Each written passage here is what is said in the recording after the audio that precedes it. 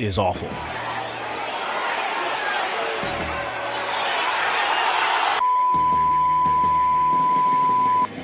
Got a hammer line and a Tommy Cross. Yeah, I'm gonna go all night. I got a suplex, no one's doing it. When I get in the fight, I got a figure four. Yeah, I'll show you some more. When I bring you 1, 2, 3, where the camel club, I know in the mud. You'll be getting the mercy of me. Grab the D and my missus tonight. Cause you know I'm gonna take flight. Cause I'm gonna bring you off the top road tonight.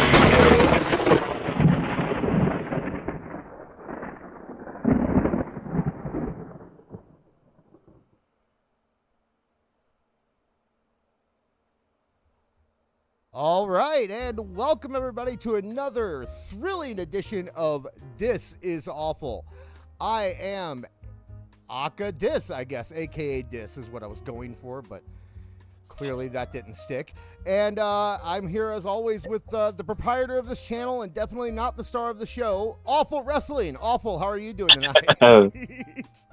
That's better. That's a lot better. I told the guy after the show, before the show, Aka Dis, like, listen, stop referring to me as the star of the show. There's two people on it. Well, there's a third guy on there too, but he's not a star of it in any right, except in his own mind. Oh, Jake, welcome to the program, my good friend. Hello, gentlemen. No, I am not a star by any means. I'm just here to have some fun. People, Yes, indeed. in the chat, people are like, "Oh, it's This Is Fault." We were 1 minute late, guys. Give us a break. For considering what was going on before the show started. I think it was pretty good, to be honest with you, in my opinion. Yeah, we did all right. For y'all. Yeah, right. You know what's weird is I cannot hear the background music this time. I don't know what's going on, but apparently they hear it in the chat, so that's good. We got our Good. got our vibe going here. Yeah. So we got Jake this week. Jake is joining us from. He has how many shows do you have? Like 4. You have like 4 shows. You and George are all running around doing. You're on Twitter. And Yeah. You're on YouTube, and you're on. You're everywhere. What are you doing? Yeah, it's crazy. We agreed to one. It was his idea to do one. I knew I was going to do something. We could do one. And then he's like, oh, we should do the thing on Sunday Night Spaces on Twitter. I'm like, I don't know about that. And they're like, okay, that worked out. That's been fun. And then you want to do a live show on Thursdays for AEW reviews? Okay. So yeah, we got 3 a week now. We got a recorded one we do on podcast feeds and YouTube. We've got our live on YouTube right before you guys. We are at 8:45 Eastern for about an hour and 15, and then live on Twitter on Sundays at 8:05 Eastern. Jesus, yeah, it's a lot. So It is a lot. How did you manage? Well, I got laid off earlier this year, so I got a little extra time right now. Okay. So, All right. yeah, happens. way to bring down the room. Awful. I'm having fun with it. I didn't. I'm making a good time. I didn't bring with down it, the room. He did. Yeah. Tell You make the most of your time. It was Give me just like something I to got do. laid enjoy off. it. My dog Yeah. died. I'm not a country song, although I am in the Southwest. So Oh God. They're telling me I'm quiet. So you guys, vamp for a second while I try to fix my. everything sounds good. Yeah, to me no from it. problem. Yeah, you I don't sound hear the good to me background as music well, either, but, though. But I don't know if I was supposed to. Yeah, you can't. It won't. I can't. right. I can't have the background music working through Discord. All good. As long as I wasn't doing anything wrong, I'm fine. We're good. Okay, that's why my Right. They knocked my mic volume on my computer down to. So Windows 10 got its last update ever. Yeah, a couple days ago. I don't know if anybody had that issue happen to them, but when it did, all of my settings got completely screwed up on my computer. Everything you can imagine got messed all like in terms of Windows. Obviously, it didn't affect Google's and whatever else, but in terms of Windows, every single I had to reinstall drivers. I did all kinds of stuff, and it's still not where I wanted to be. So Oh my God. I know, and it's the last one. They're not supporting Right. Windows 10 anymore. So that's it. That's the end. You think somebody put like something in the code of the last one as just a middle finger to everybody? Like, here's the last update. Suck it. I don't know. I've been doing my best to not update. I don't like Windows 11 because it's like Windows 11 makes you feel like you're just using a tablet or a phone the whole time, and it sucks. So Yeah. I'd rather have the Windows 10 experience, I suppose, if I have to deal with Windows at all, which I do. Have you ever? So one time, a long time ago for Christmas, my mother-in-law at the time bought me a computer, and it was awesome, like a big gaming rig. I was so excited for it, and then I turned it on, and it had Linux on it. The stupid penguin pops up. You ever tried to use Linux before? No, but I watched It's been a while. Good friends in high school. Yeah, one of my good friends in high school was all about it, and I was like, "What? No, I've seen it. No." It's like Android for computers, kind of. I guess is my best way to describe it. I can't. It's so. People who know it swear by it, but I can't do anything. And actually, and it's a weird comparison because I can use Android fine. But you know what I mean. It's like the techie people are always like, no, you got to use Linux, and nah, fuck you guys. I'm using Windows. That's the easy one. So okay, enough computer. Beard talk. asked you a question. He asked if you lost your porn in your bookmarks. I can't do that. I'm a dad. I can't have crazy bookmarks like that. So you've got double the bookmarks. I gotta go incognito mode for my late night internet sessions typically. I bet. Or don't touch my phone. A lot of don't touch my phone. Yeah. Shot collar on Don't the hit phone. X or P. Yeah. So, all right. We had wrestling stuff happen this week. I guess we should talk about. Yeah. Okay. Chef Eddie said I lost all my Mercedes Monet pictures as well. We got a lot of praise for your comparison, your Mercedes Monet comparison last week. Where you compared it to what's her name? You compared. I don't know. You know what I'm talking. Oh, to Tisha Campbell. Yeah, Tisha Campbell. There From you go. Martin. Yeah. We got a lot of talk. Don't blame me. Blame that fucking artist who made that shirt. I mean, it looks just like Gina. What can be said? Damn, Gina. Yeah. I didn't make that joke. I was so proud of myself. Awful thought I was going to make that joke. He's like, white boy Martin. He's going to make that joke. I didn't make that joke, and I'm so proud of myself. So, what do you think? Do you think we should go straight into the news? Or I have a few of these videos. Do you think maybe we should sprinkle them throughout the show? No, let's do all the videos at once because that's more stuff I can mess up if we have to do that. Yeah, right. Times in the show. You going back and forth with videos. Yeah. I'm bound to break something if we do that. So we will get straight. Now, I'll warn you guys ahead of time. I didn't get to pull anything in terms of pictures and stuff for the news stories. I apologize. Been a busy week. I drove from my house to St. Louis to Muncie, Indiana to freaking Maryland, and then that was on my way. That was last Tuesday and Wednesday and Thursday, and then this week, starting on Sunday. On Sunday, we drove from Maryland to Gettysburg, Pennsylvania, and then down to Moorhead, Kentucky, and then I drove from Moorhead, Kentucky to St. Louis, and then St. Louis back to here, and I drove that entire way, and it was a wonderful drive because I had my father can't fly, and we were going to my nephew's wedding, so I had him.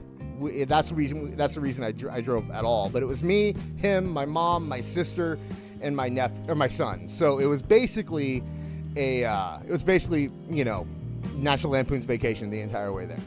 The two old people didn't want to be there. My sister was having migraines the whole time, and my son was trying to constantly play card games that kept getting shot down by my older parents.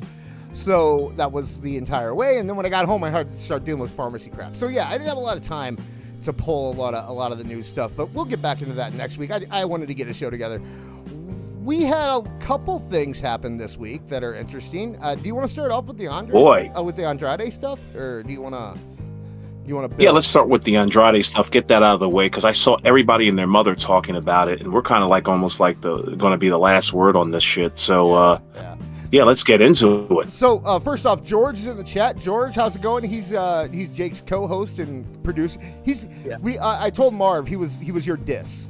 That's kind of what George is. I figured. So George in the chat, so you can check him out over on Jake's shows. Hi, my George. Booker man. Yeah, exactly. Yeah.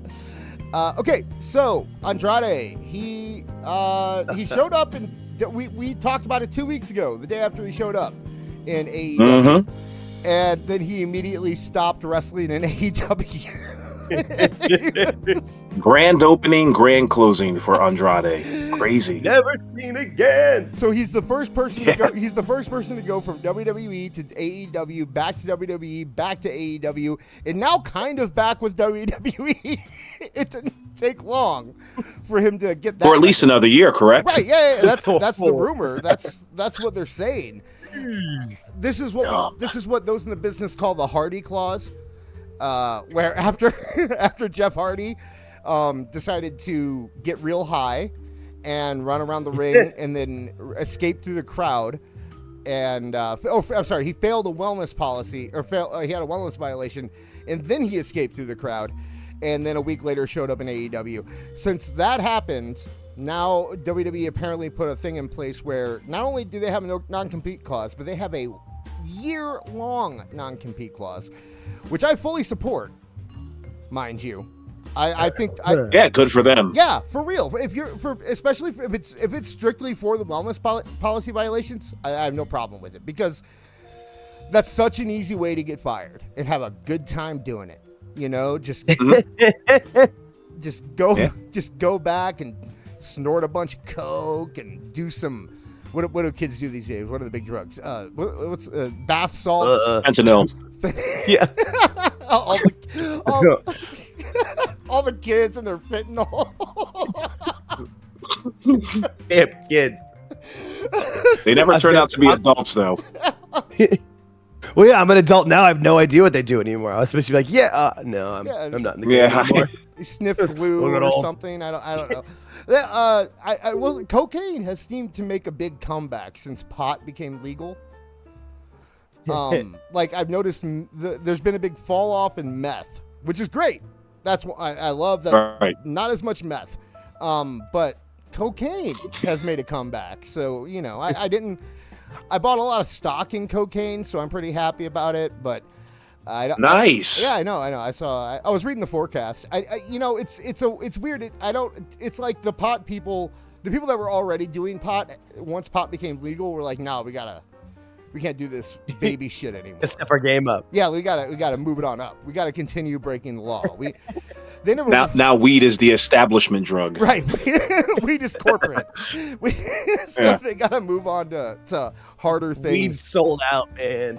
Well, it was weird too with weed being legal. Is that what is it? What's the one that used to be you got in head shops that was like fake weed?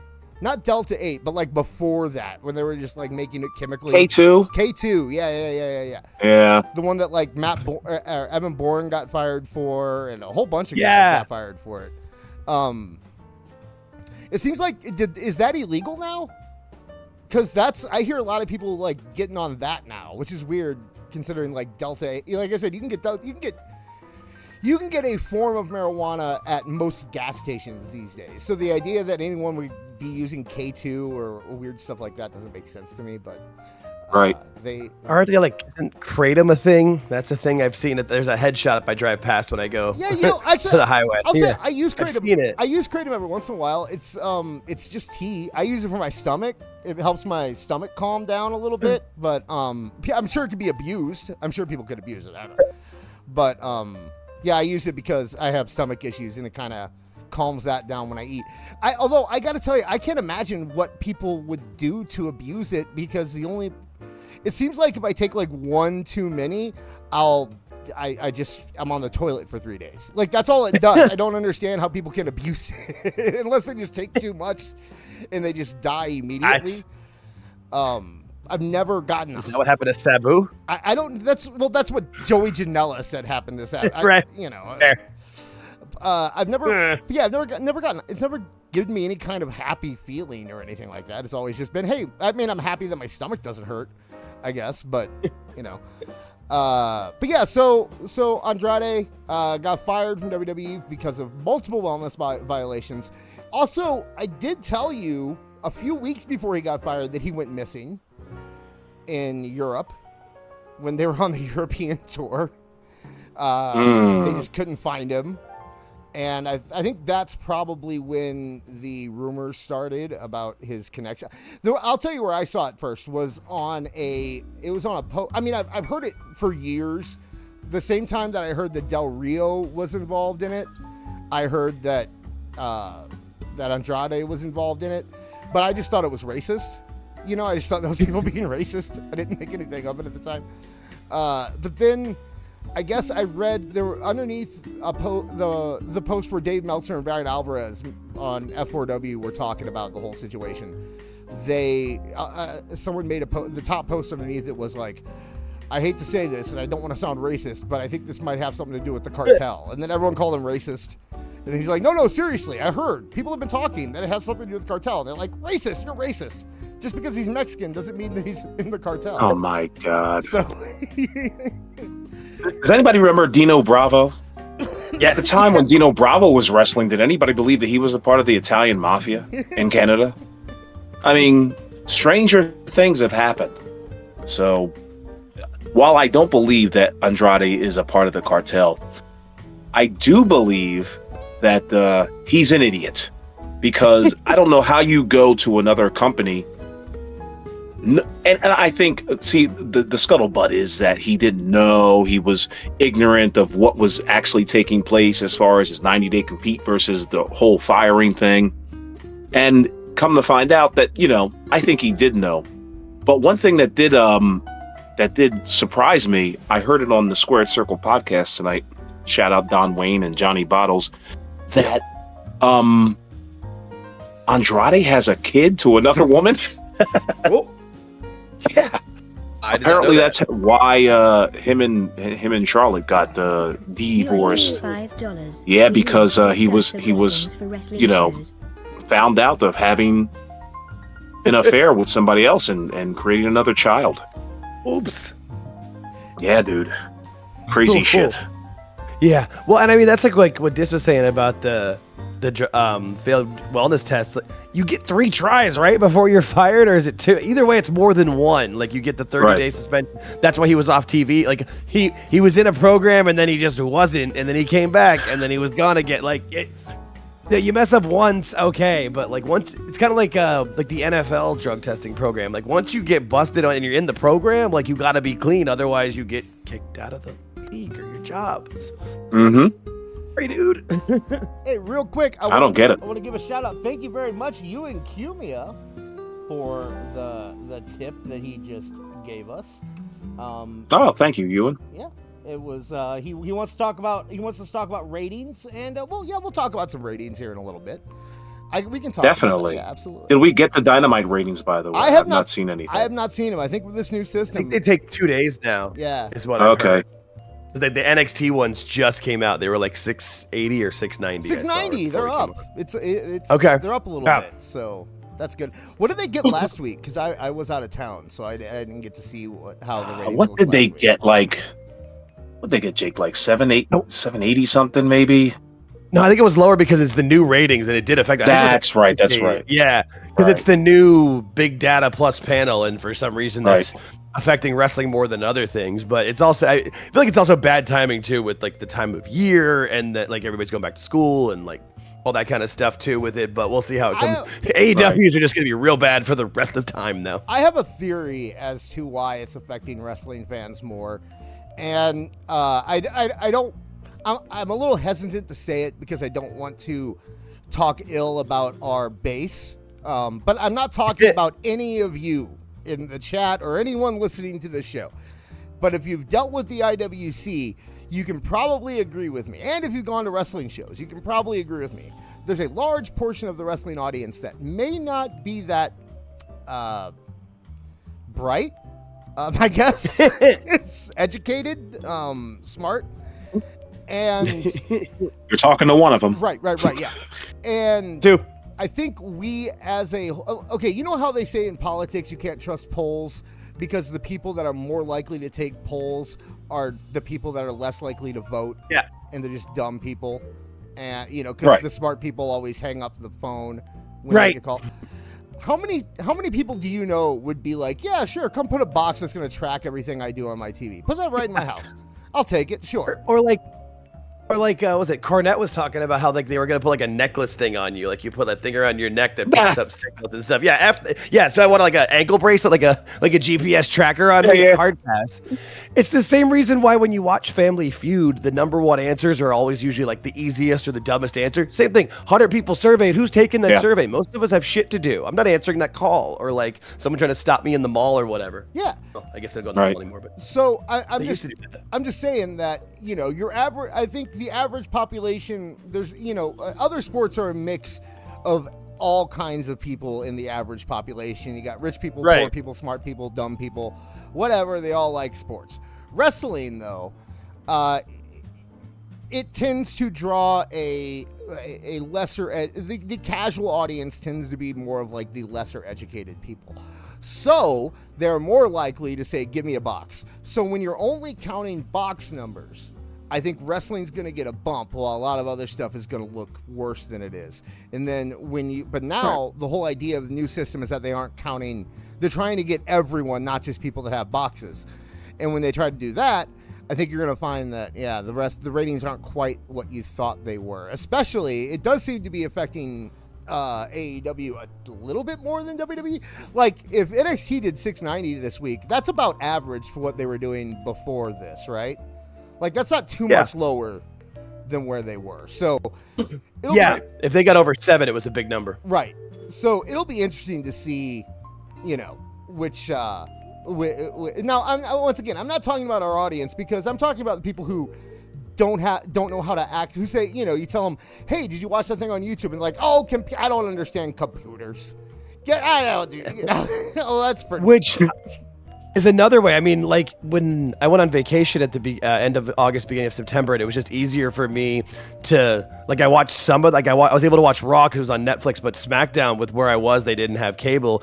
And you could watch those highlight videos. They're like between 12 and 20 minutes. You can catch up on the shows pretty well from there. And how many people are watching just through the internet, through not as legal means, pirate things, like people with like the the fire sticks that you can get. Like, I mean, there's a lot of different ways that people can watch that aren't trackable. So especially with WWE, as long as there's still people, like when John Cena's last match, there was 60,000 people in the ticket queue. Like, I think they're okay.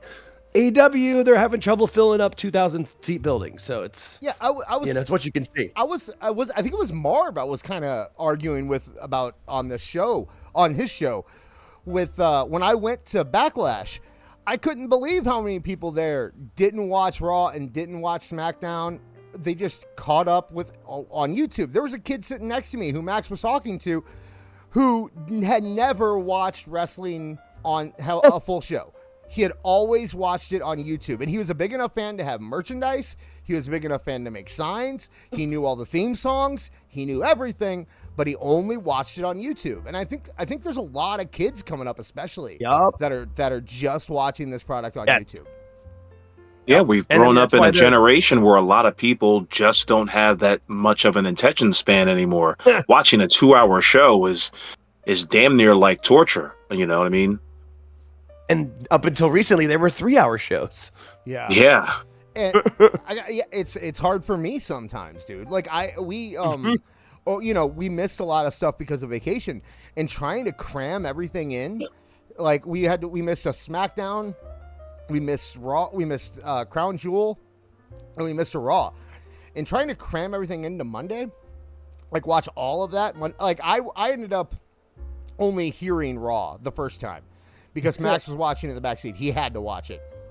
So I only got to hear what happened on Raw. I still haven't seen it. We're supposed to watch it tomorrow, but who knows? It's just, sometimes it does just make more sense to pop on YouTube and check out the good stuff, That's how a lot of people keep up with wrestling now. Do you guys believe that that's hurting the industry in any way? I mean, with movies and television shows, they don't do anything like that. I guess they do it with sports, but sports is a happening. Like, people want to watch the World Series or the playoff games or whatever. Not so much with professional wrestling. Like, you can get away with, just like you guys said, like watching 20-30 minutes of YouTube clips and be caught right on up. Do you guys think that that's terrible for the wrestling business in the long term? Should they start putting a clamp down on, I shouldn't say a clamp, but maybe they should, wean away from showing so many clips on their YouTube channels, or it's going to just be like this forever? Interesting question for what happens with the TV deals, because I feel like right now, obviously, there's no issue for them, and but when they're coming to the renewal deals, that could be something that could affect it. Because really, it's not affecting WWE in the sense that people are still seeing it, eyes are still on the product, but Right. But USA isn't getting those eyes. Now, granted, the USA, like there's a WWE on USA YouTube channel that posts clips and stuff too. So Yeah. and with Twitter, I'm not. It's one of those things that can you put that toothpaste back in the tube? I don't think so. It's a good question. I don't think it's hurting it in the same sense that you're talking. Like I think that if anything, it's helping. It's cultivating a younger audience, right? Right. But does it compel someone to watch the program? I mean, this is why you have the YouTube videos. I just told you, man. When I went to Backlash, I paid $125 a piece for my seats. There were a whole family next to me of people who paid $125 each for their seats, and they never watched the product on television. Yeah. So that's the end game for them. As long as they get a ticket and there's ass every 10 seats, or what was that line? Yeah. Every ass every 15 inches. It's an ass every 18 inches. Yep. No, it's a great line.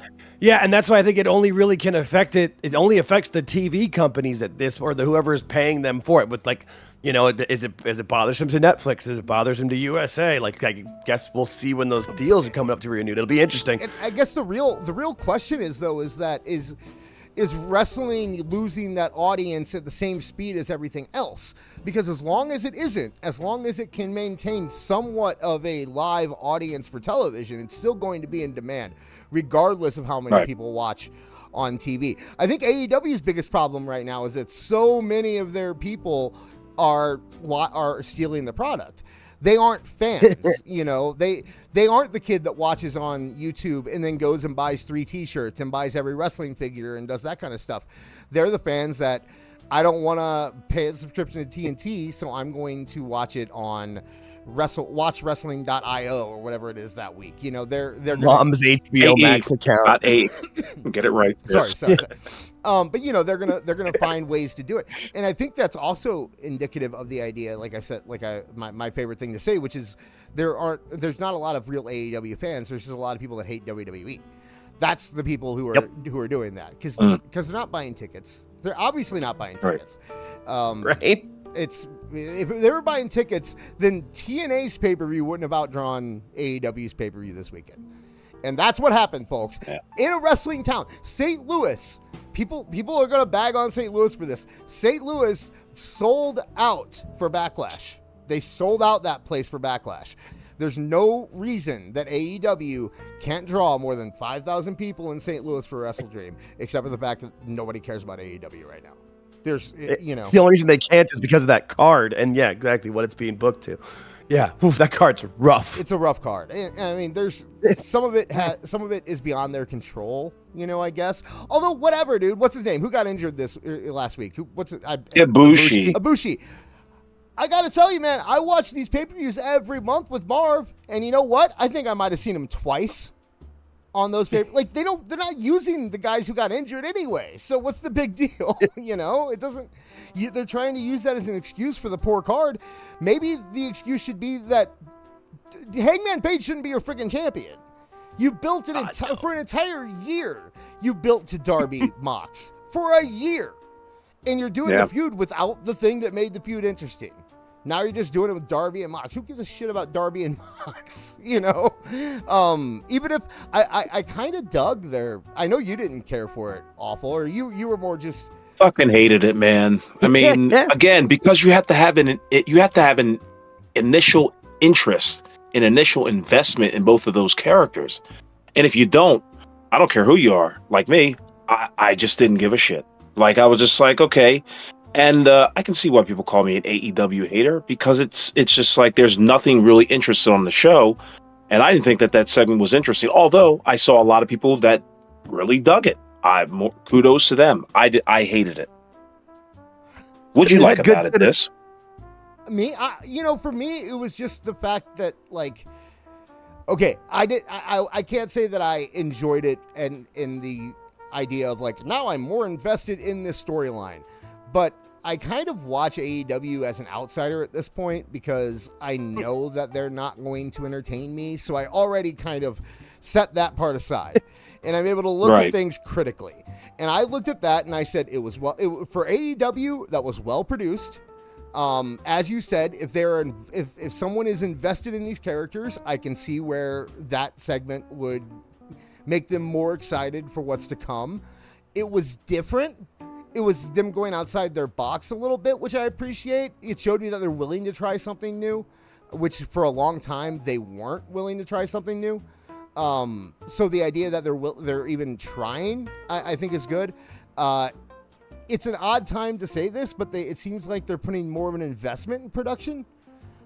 Maybe it's the money they're saving. Yeah, they are. Maybe it's the money that they're saving from running those big arenas. They're able to actually turn around and use it, that way. But, and a little bit of it is them saying, you know what, like, this is what's working right now. Like, let's try what's working. Why? I never understood that. For as much as Eric Bischoff says, I watched Monday Night Raw and I said, I'm going to do everything the opposite of the way they do it. He's kind of not exactly telling the truth. Like, he still basically did a more WWE-like show. It might have not been the WWE show they were producing currently, like at the time that Eric Bischoff was doing it, but there was still a lot of WWE influence in Nitro from the very beginning. Oh, yeah. And so to be AEW and say, what'd you think of it, Jake? Did you even watch the show yesterday? Oh, I did. No, yeah, because George and I are doing our reviews before you guys at 8:45 Eastern. That's why I started. That's the first time we were going to review the shows when I started watching the full shows again, besides just clips. So here's what I'll say. The cinematography, like, it was shot well. Like, if this was back when The Walking Dead was still good and they were like in the prison in that one season, like, that would have been like, it was good for that. But once they started talking, like, especially Mox, like with his ranting manifesto of a promo, I just want to know what movie he pulled that from. Like, because that's what the point. Like, it could have been done well, but like you said, Awful, like, they're both uninteresting. This feud just means fuck all, because the moment Mox lost the title, his entire thing was dead. Because we're gonna rebrand. It's kind of like Seth, like Seth Rollins, like, he needs to lose the belt when he loses. It's over. Like, yeah, right. It was cinematography. Like, it was good cinematography. It looked great for what they had, but who cares? I'm not. I got a question. Since you did endure the entire show, I did. Because I tapped out at 9:15. I was so done with it. My question to you is: did they do any sort of follow up from what Moxley and Darby Allin did anywhere else in the show? Yes. No. Well, but there was there was the Claudio match, and then Moxley came out during that. Was there anything else with Darby? Well, okay, what was the order? See, that's what was the order of events? Because I watched clips. I did it the way you were talking, so I don't. So no, it went literally from the prison thing to Moxley, Shafir, and Pac coming in to watch Claudio versus Roddy. Okay. So then they had that match right afterwards. That was all of it. So it was all of that in there, but after that, no. I can remember. I also watched 2 weeks worth of Dynamite clips at one time. No, so it all goes like the thing where was the Darby thing where he put the AEW thing in the middle of the ring, and was that last week then? Where there was like AEW. Okay, that was last week. Okay. Yeah. That's probably where I got. Yeah, no, I went to Vegas with my wife a couple weeks ago, or like at the end of June, and I had to catch up. I had to be live on Sunday. I had to like watch everything between Saturday night and Sunday morning. Yeah, it was one of the worst shows I did, because I'm like, what was when? This was what show? Yeah, no, it gets to be too much, especially with AEW, because you don't care anyway. Like, when you care, it's a good storyline. You want to pay attention chronologically. When it's just this slop, you're like, does it matter? It's like one of those shows where you could watch this episodes in any order and it wouldn't have mattered. That's AEW. It just doesn't matter. Yeah, I mean, who gives a shit. I think that's the biggest thing, the biggest difference between WWE and AEW is that WWE, they're not perfect. They mess up. They have a lot of things, and especially Awful. There's a lot of things that Awful doesn't like. There's a lot of things that a lot of us don't like, but it's not offensive.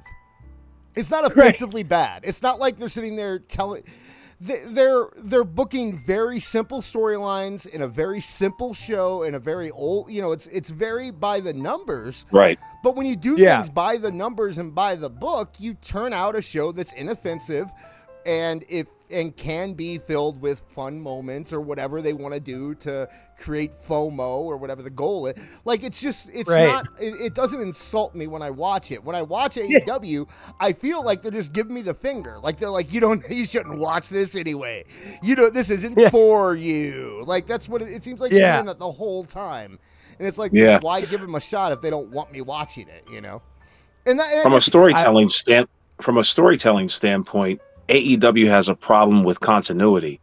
If you guys remember back in the day, Raw, Nitro, there would be a middle and a beginning, a beginning, a middle, and an ending to segments. It may be in the first 15 minutes you saw Stone Cold do something. By the 9 o'clock hour, you saw Stone Cold do something else. And by the end of it, you saw Stone Cold either thwarted or reign triumphant in whatever endeavor that he was in.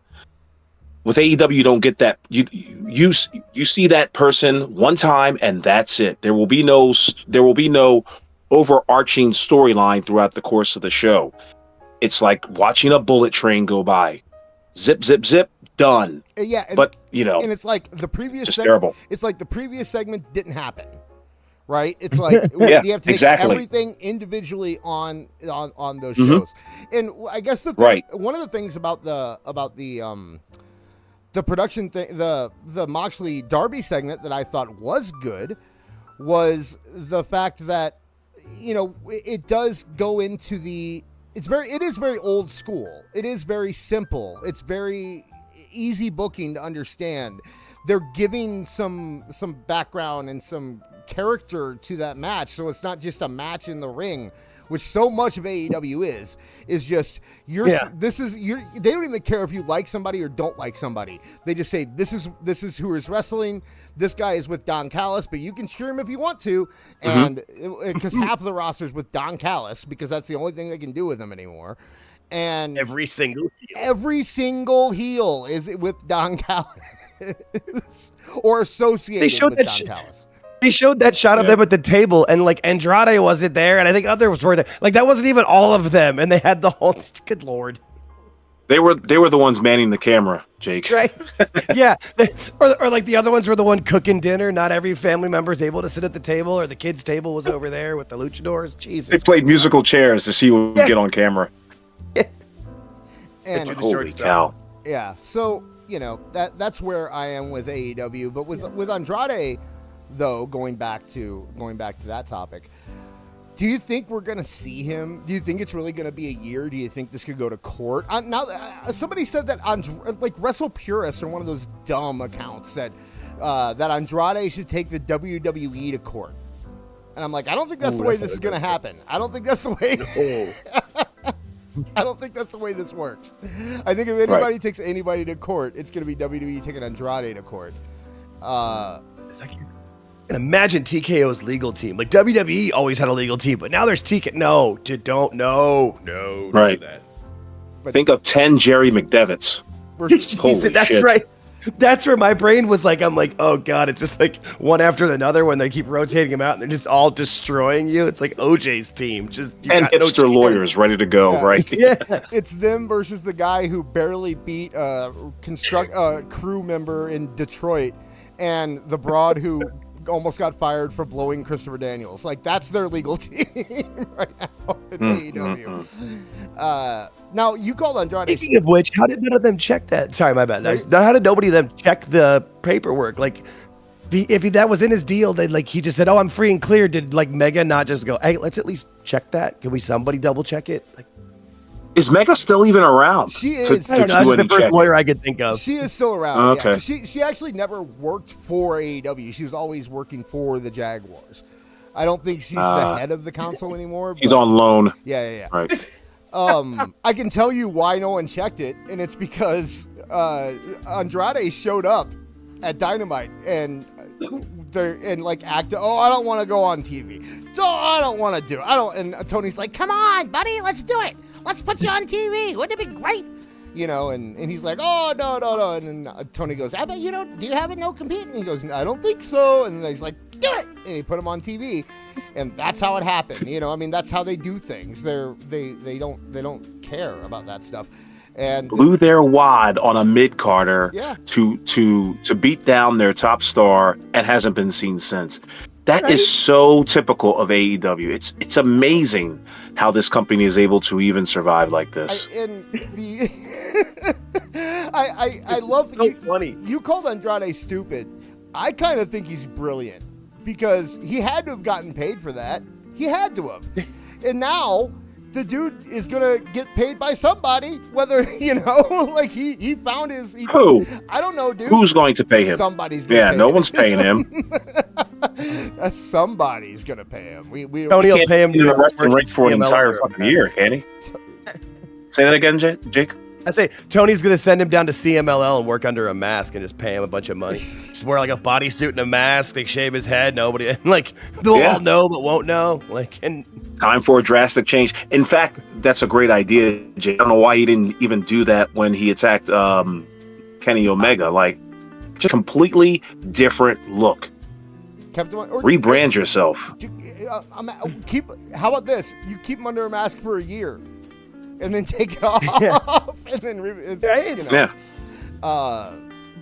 But yeah, I mean, the chat seems to be very interested in my blowing Christopher Daniels comment. I caught that. Look, I've heard 1,000 people insinuate who it was, and I had a few ideas for names, so that was fun. I have a pretty good idea that it's Christopher Daniels. See, I always assumed it was Jericho just because that's Jericho, but good for Jericho has a type, old and Daniels. she's not his type. Jericho likes those, the 80s hair He's metal. too old. He likes the blondes with the too boobs and the that's Jericho. So yeah, he is very cliche. He is very 80s cliche. and Kylie Ray apparently. I don't know. Somehow Kylie Ray got in there. Well, she's got another chance. Didn't she get released not too long ago? Yeah, because she's pregnant. No, that's not why she got Oh, she released. No, but that's how I saw it too. I found out both things in the same tweet, and it's like, oh, Jesus. I'm guessing That doesn't read well. I'm guessing because the way it came off, I'm thinking Kylie Ray was more of a she might be retiring type thing. Like maybe she just wants to be a mom now, and she's gonna kind of reassess things. Yeah, I don't think they ended on bad terms by any means. Right. Because Kylie Ray is definitely knowing Kylie Ray. If it went wrong, we would know about it. She would be telling everyone who would listen how bad it went. So clearly, this was she's one of those people. Yeah, you're right. She's one of those people that's like the nicest human ever until she's not. Like until you piss her off is from what it seems like. She seems like the nicest person until you cross her, and then she does have that bitch look, doesn't she? Right. She seems very nice otherwise, but I've seen a few times where she gets crossed, and it's like, oh yeah. Which hey, I respect that. That's like my wife. Follow each other on Twitter, by the way. Beard said, Heel Lucy is pregnant. Yeah. There was a rumor going around that Heel Lucy was actually Kylie Ray. So those who didn't get that joke, let me clear it up for you. I heard said rumor. A rumor started by Heel Lucy, by the way. Yeah. Hey, that's smart though. If you're gonna do, if there's rumors going on, spread your own rumors. I like that. Get them off the scent. Why not? Right. But yeah, so Andrade, who knows? There were a lot of releases in WWE this week. When did people start caring about Ridge Holland? What is up with that? That is the most ridiculous thing that people are freaking out that Ridge Holland was released. You could the probably outrage go cult. back. Yeah, and you could probably go back on the same people that are bitching about it that wanted him like fired or killed when he broke Big E's neck. Right. You know it. It's the same people. They've been calling for his neck since that day. Right. Every time there's any releases in WWE, everyone's like, why isn't Ridge Holland released? Why isn't Ridge Holland released? Why isn't Ridge Holland? You get it all over the place. Yep. And then he didn't get released. His contract ran out and they didn't renew it. And because he twisted his ankle a month ago, now apparently WWE is evil. We love Ridge Holland. They treated him poorly. How could anybody do this? If Vince was there, this would never happen, which is wrong. If Vince was there, he would have been fired 2 years ago. Right? Okay. So I have a feeling that the whole Ridge Holland situation was more of a look. We're not gonna. We'll let you work out your contract. But I think both of them knew when that contract was up. No, he was not getting renewed. You know, you don't want to. I get the idea that you don't want to fire a guy. You don't want to make it look like you're going to fire anyone if they have an accident or make a mistake, right? Because that sends a bad message. So the people who were saying that Ridge Holland should have been fired the day that he hurt Big E are crazy too. You can't do that. Everyone makes mistakes. Everyone else. Josh Alexander is a great wrestler, and he look at him. You know, he didn't. Although he didn't get that treatment, no one was calling for his head, were they? I was gone, so I didn't see. That's what I saw. Yeah. So you know. That's what I think it's a little ridiculous that people are suddenly caring about Ridge Holland. But I know Awful's very upset about Wes Lee being released, aren't you, Awful? Awful? I certainly am. Who the fuck is Wesley? No, I know exactly who he is, but I mean, again, another guy gone. There's something going on in WWE where, you know, it seems like a lot of these guys are starting to become, it seems like they have an original type and then they want to make copycats of that same type. So you have somebody like Trick Williams, for example. Then people want to bring in like, hey, let's have another guy, you know, Wesley or a Ricochet type of some sort. They're trying to fit these people as archetypes for some sort of character that they, when the actual original person, like a Ricochet, was actually there, they weren't doing anything with. So how's Wes Lee any different, better, or more engaging than a Ricochet? You see what I'm saying? It's just like, you don't need a Wes Lee when you have Trick Williams. You know, it's like Trick Williams. Right. Trick Williams checks all the same boxes and is better at it. Yeah, exactly. I think Wes Lee is the kind of the same in a way, the same deal, because he was injured for a long time, right? He was injured. He was out for like a year and a half or something like that. Yeah, he had some sort of major surgery and was on crutches. Yeah, so you're right. I think that's kind of the same issue as like a Ridge Holland, except in reverse, where Ridge Holland was kept on because they didn't want to make people think you were going to get fired if he injured somebody. I think Wes Lee might have been kept on a little longer than he normally would have because he got injured. And, you know, Wes Lee could have been gone a lot sooner than he is.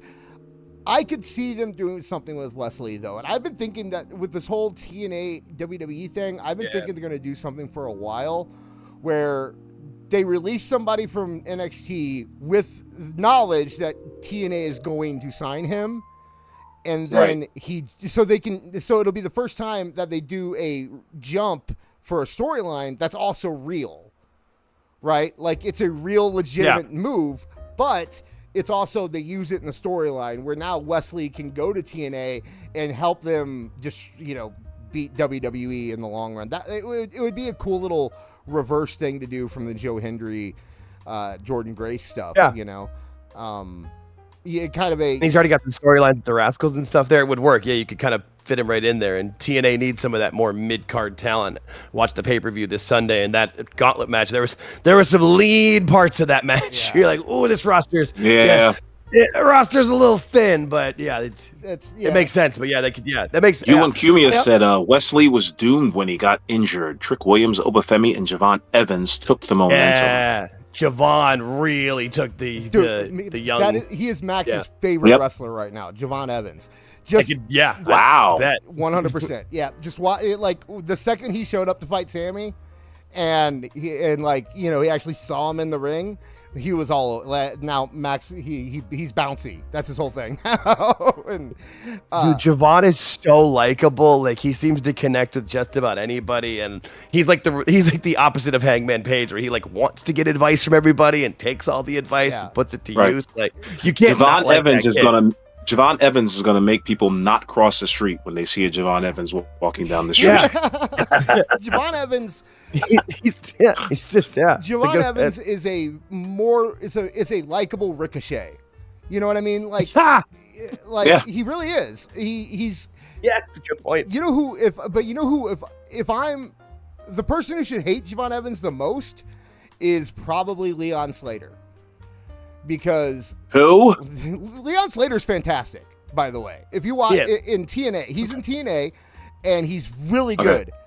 But he, like, where do you do it? Unless you put him in a tag team with Javon Evans, you don't really do any. There's no room for him in WWE right now. Like, I can't imagine what else you do with the guy. Apparently, he's a really quick learner, and he's the same type of thing. He's younger than Javon. He's younger than Javon. Like 6 months younger. Yeah, he's a kid. They're both children. They're both 21. It's crazy how talented they both are for being 21. Who? Jesus. Was that the guy that Javon Evans faced on Sunday or Saturday? Yeah. Yes. Okay. Yep. Yeah, let me tell you something. There was a spot in that match, which I thought was so goddamn fantastic. I guess they wanted to trade chops with each other. Yep. And the Javon Evan pretends like he's about to chop him and just gives him a cutter out of nowhere. And it looks so legit. It looked so awesome looking. I was just like, wow. And I still have yet to see the match, but when I do see the match, one thing about It's good. I'll let you guys know more about it. But I heard it was great. and the same thing. It was the match of the night. The same thing that you said about the same thing that you said about Javon Evans applies to Leon Slater. I've heard nothing but great things about Leon Slater backstage, asking for advice, going to veterans. Right. You heard Bubba Ray talk about him. I've heard Matt Hardy talk about him. I've heard Jeff Hardy talk about him. I've heard Tommy Dreamer talk about him. All of them say he just, after his matches, he goes to the vets. He says, tell me what you thought. Are you going to watch my match tonight? You going to watch my match tonight? I want to know what you think. And he goes to all of them for advice.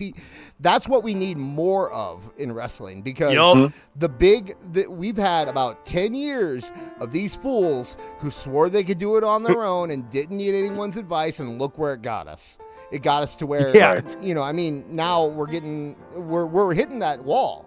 Where it's gotta change, because if it doesn't, people are just gonna end up killing themselves out there, man. It's getting bad, so no, Leon Slater is everything Javon Evans is, just with the British accent. Yeah. It's like the same kind of Yeah. no, they're very connected. Did you guys check out what Brian Alvarez said about those two? Like, they're the now, they're not the future. Well, not according to what he said about the match, and about about them, being top stars now. Like, they should be main eventers. That's essentially what he was saying. And I was just like, oh boy, a bridge too far, my man. Javon Evans nor Leon Slater is selling 5,000 tickets anywhere on this planet right now. Let's burn out their careers before they're 25. Thanks, Brian. Right. Exactly. Yeah. Right? Exactly. Jesus Christ. Ooh, everyone complains that Obafemi isn't on TV yet. Isn't in the main roster yet. I think it's fantastic, because you let him breathe. Look at Braun now, man. You think Braun Breaker would be as big as he is right now if they had rushed him when he was green, and put him on TV and let him have bad matches with people and let him injure people and do that kind of stuff that every rookie does when they're in their first 4 or 5 years. They all do that. They all get weird when they get on TV. They get more nervous. They aren't comfortable. It always happens. It happens. The only one that actually, I'd argue that it did happen with Goldberg, and they just said, screw it, keep going. Just kept through it. You're right, though. It is. I say that with Breaker all the time. They took the time to season him. People didn't understand why they were teaming him with, what was it, Baron Corbin. It's like, let him work. He's got the time ahead of him if he sets it right. And you're right. Look at him now. He's clearly a main eventer. They should have taken more time with Mello. Honestly, although I think that Mello is on a good pace too. I don't think that Mello should be in the main event level. I like his storyline with Miz. I like the little stuff they're doing with him, and now he's starting to organically get over and not be forced to, and not have that pressure that you do when you get called up and you're expected to be this big top, wonderful thing, and then you can never really achieve it. I will say there is one person who did. There's one person who didn't have that weirdness, and it's Brock Lesnar. Brock Lesnar never had that, because he's perfect. He was built to do exactly. He's ready-made. Yeah, you didn't. He's the future of genetic evolution. He's a few generations evolution past the rest of us. Right. Yeah. By the way, when I say perfect, I clearly mean as a performer. I don't mean athlete performer. Yes. But look at his daughter. I get dreamy eyes over Brock Lesnar. What he doesn't is I knew Brock Lesnar wasn't perfect the second he married Sable. Okay, but Christ.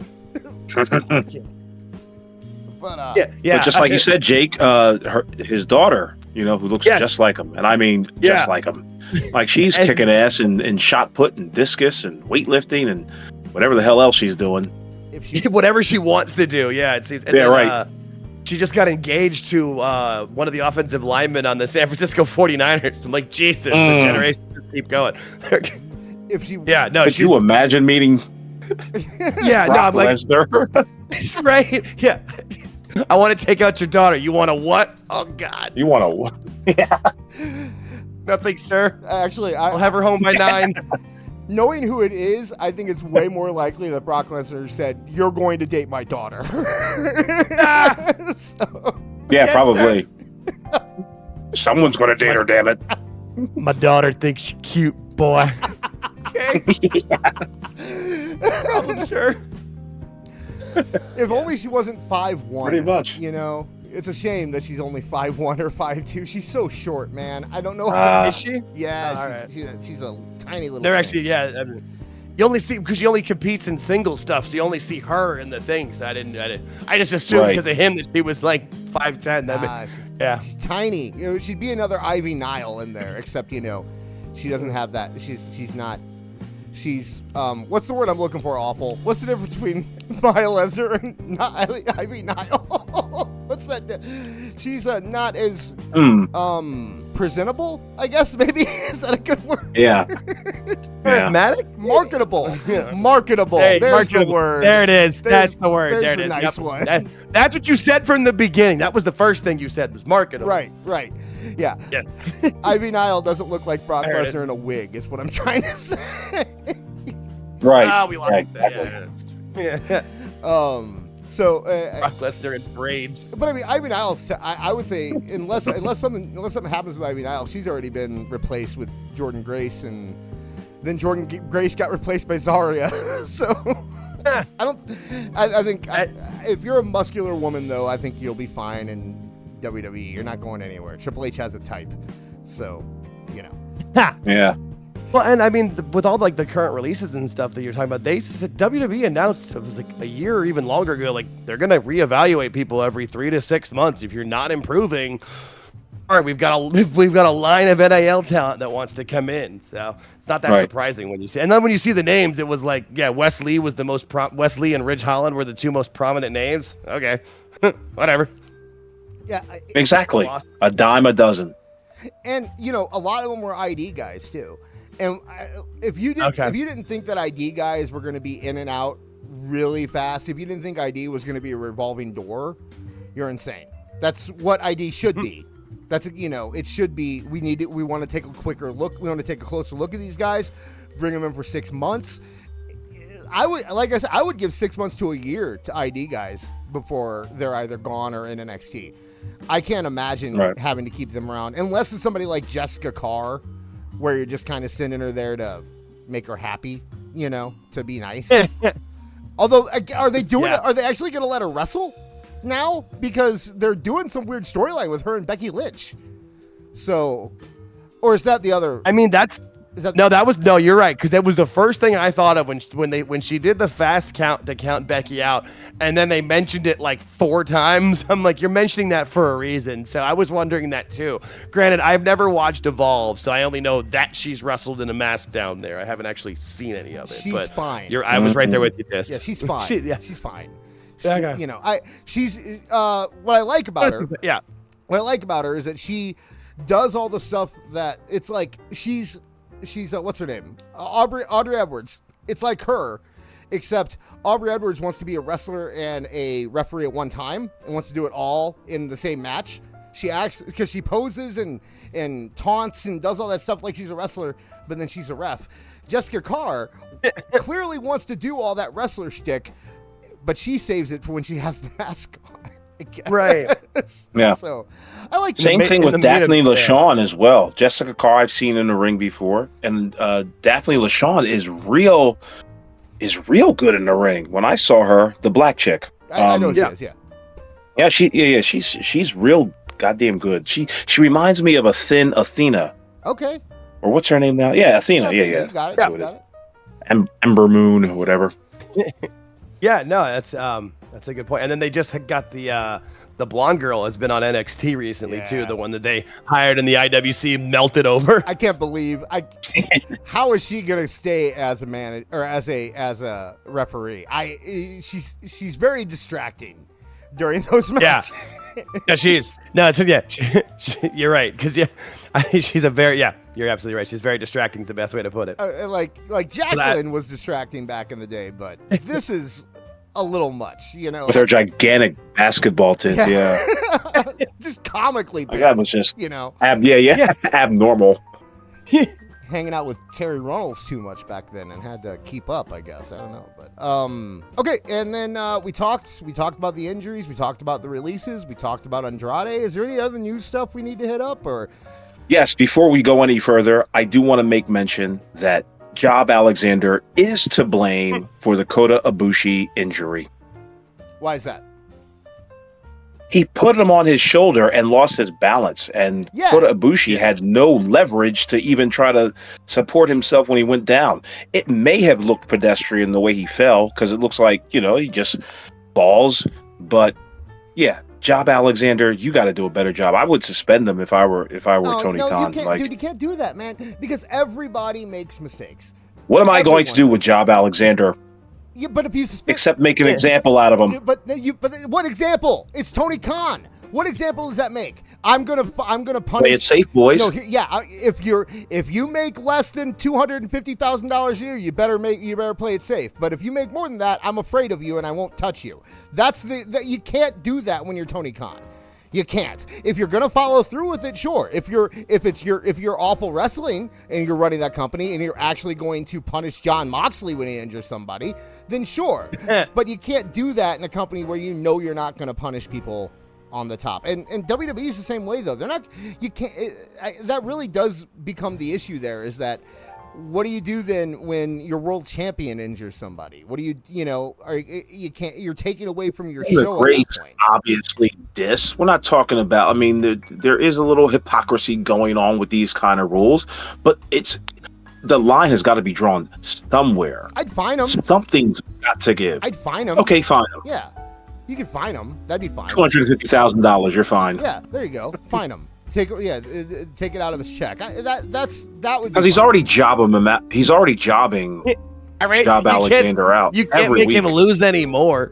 Right. Yeah, really. But you can take him off TV. Right. Yeah. Take him off. Oh no. Josh Alexander is there for one reason. It's to get paid. That dude already lived his dream in TNA. He doesn't need to do anything else. He has nothing. He's a simple Canadian man who wanted to work for his favorite wrestling company, and he did that. So whatever. He wants to make his money. Go for it.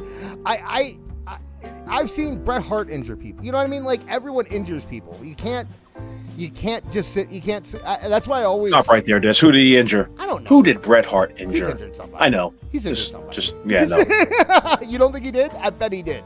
I bet you could. Everyone, you probably don't even know about it. Everyone gets, it just happens. He injured Goldberg's ego. That's about the only thing he's injured. That's about it. He's one of the safest pro wrestlers in the business, and everybody should take from him as far as how to play it safe. Okay. I'll go with that. I'm just saying, you can't. You just can't. Well, and Tony doesn't have the backbone to do any of it anyway for it. And it wasn't like Josh Alexander, like it was a lost balance thing. It wasn't like he was trying to do, a Canadian destroyer and slipped or something. Right. But even if he did, Tony's not going to fine or suspend anybody. I mean, who was it? Was it Luchasaurus that broke Rey Fenix's arm and like Dante Martin's leg and whatever else? Hey, there you go. Whatever else that they've shown on television. So there you go. You and Cumia, Brett injured, bad news in Canada. Now, if you're being Sammy Guevara and giving multiple people concussions, then sure. Maybe on your second or third injury, then you start, punishing. But for one thing, especially in a company like AEW, where the whole point is, hey, the cooler moves that you do, the more you're going to get paid, the harder you're going to get pushed. If you do something dangerous, I'm going to love you more. You're going to be my favorite toy. If you're going to have that rule, then you can't punish people for doing those things that you're asking them to do. You're asking them to work harder and be more dangerous and be more stiff and be more legit. You want that from them. You say that's what AEW is. And if that's what you are, you know, how are you going to punish people for doing what you say? Apest company in wrestling. Yeah. I'm just going to let the music play for a second. We'll sit on that thought. Oh, can you hear the music now? Yeah. No, I can't. But, you know, come on now. Theater of the mind. It was a good spot. It was a good spot, too. Because the reason that's why I asked is because it was crescendoing right there. So I was kind of like, oh, maybe he's hearing it. So. Okay. All right. So what else? What else? You said we had one more news. The only. Oh, go ahead, Jake. The only thing that got me was that why did wait a minute? So Takeshita won the New Japan title Monday, and they showed it halfway through the show on Dynamite yesterday. Jesus. He beat Zack Sabre Jr. for the New Japan title, the IWGP title, whatever the hell they call it. Like he's their champion, and he's an afterthought in the Don Callis family. What the actual fuck? Well, he's the best wrestler in that company. He's the best wrestler in that company, easily. If you want to go by the IWC way of judging things, the Dave Meltzers of the world way of judging things and who is the best, which I typically don't subscribe to. But if you just want to say the best in-ring performer is the best wrestler, then it's Takeshita. 100%, no questions asked. It's an easy answer. He's so fluid. He's so safe. He doesn't have to do the stupid shit. Most of his stuff makes sense unless he's doing stupid AEW stuff that Tony wants. But he's so good and so deliberate. That's what I really like about Takeshita is he's deliberate. Every move is for something, you know. So he doesn't draw a fucking dime. Well, yeah, because you know what? I'd say that if they used him correctly and pushed him correctly and made him something, gave people a reason to care about him, I think he could. Yeah. You know, I really do. I legitimately do. Because although, I mean, what is a draw anymore? What does that even mean? John Cena, CM Punk, Seth Rollins at this point. I mean, come on now. How dare you ask me? Okay, you're not going to have a draw. Yeah. Okay, so no. So I'm with you, Awful. A lot of people say, well, the only draw in wrestling is Roman Reigns. That's if you're not Roman Reigns, you're not a draw. And it's like, no, Seth is a draw, Cody's a draw, Punk is a draw, Cena's a draw. McIntyre. I'd Morgan. say McIntyre's a draw. I'd say Rhea is easy a draw. Bianca. Okay. So we're on the same page with that. I'm glad to hear that. So yeah, if you're using that metric, I think Takeshita could absolutely draw if they knew what to do with him. If they gave him a shot, I think he'd be a much better champion than Hangman Page. You know, Jake said it perfectly. You should be building him up as the biggest thing right now in your company because you have a heel who has the title in New Japan, and you have a face who has the title in your company. That's a natural storyline to do. And you talked about, they didn't even show it in the highlights, so I didn't even know that AEW talked about it on TV. I had no idea that they briefly. Yeah. That's how very briefly was after the when the Don Callis family was walking out. They showed not even highlights. They showed pictures and a quick thing, and Excalibur mentioned it. And I was like, wait, what? What happened? Wait, what? Okay, so moving on. So LK, my brain. LK in the chat said that Takeshita has the charisma of a rock. I disagree because I think he does have charisma. He can't talk, but I don't think charisma and talking are the same thing. Like Shinsuke has charisma. He can't talk, but he has charisma. You know, and I think that Takeshita, especially when you watch him in New Japan, he clearly has charisma. He jumps off the screen when you watch his matches. He's on, that's what charisma is. Batista had charisma, but he couldn't talk. He couldn't he couldn't talk for the life of him. Couldn't cut a promo. Basketballs hold grudges. We all remember basketballs hold grudges.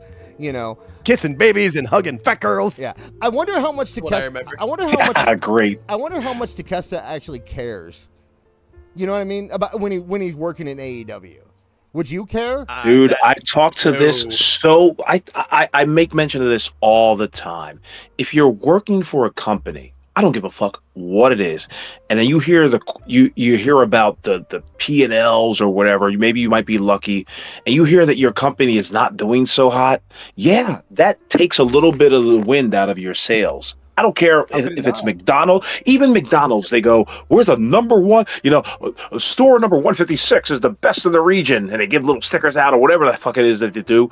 But it's just like, if that's not happening in any company, especially with AEW, a professional wrestling company, which is very ego-driven, you're going to phone it in, man. You're just going to start phoning it in, collecting a paycheck, and just looking at your boss like, any day now. I'm either waiting for a phone call from Vince or Triple H or Nick, or I'm going to have to find another gig. Well, and I think that's another thing. Takeshita doesn't have to find another gig. Takeshita has another gig.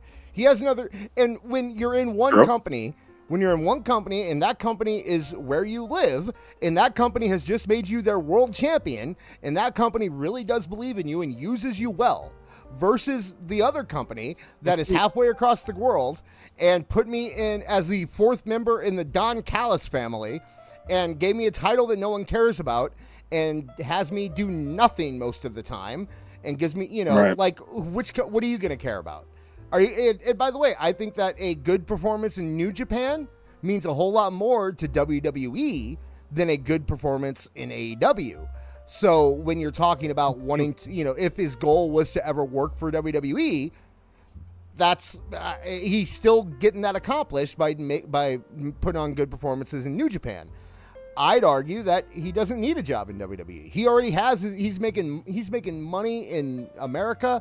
He's living his career that he wants in Japan. For now, more power to him if that's what he wants. I think that in general, though, AEW fans are kind of kidding themselves when they don't think that he's better than everyone on their roster. I mean, seriously, Hangman Page is not the best wrestler in AEW. Hangman Page. The only one that I would think is better than him is Samoa Joe. Is the only one. I would say that. The only one. I would say that, but Samoa Joe, I don't know. I can still say. I would say he's lost a step. He's lost a step. Yeah. In his later years, and I do get a strong feeling from him that he is slowing down the same way AJ slowed down, where he's just kind of trying to protect himself at this point. He knows he's not going to be in there much longer, so it's like I'd rather not spend my life in a wheelchair. Smart. Yeah, and that's why he's doing the trio style. Yeah, no, you're actually. And he's what is he doing? What's the TV show? Twisted Metal and whatever else he's doing. Mm-hmm. Yeah, how much acting can he get himself on? Yeah, no, that's smart. And whenever I feel like when this contract ends, he'll probably be retired and then just go back over to NXT. And I think he said that actually. I think he said that when his contract ends, he's going to retire. So.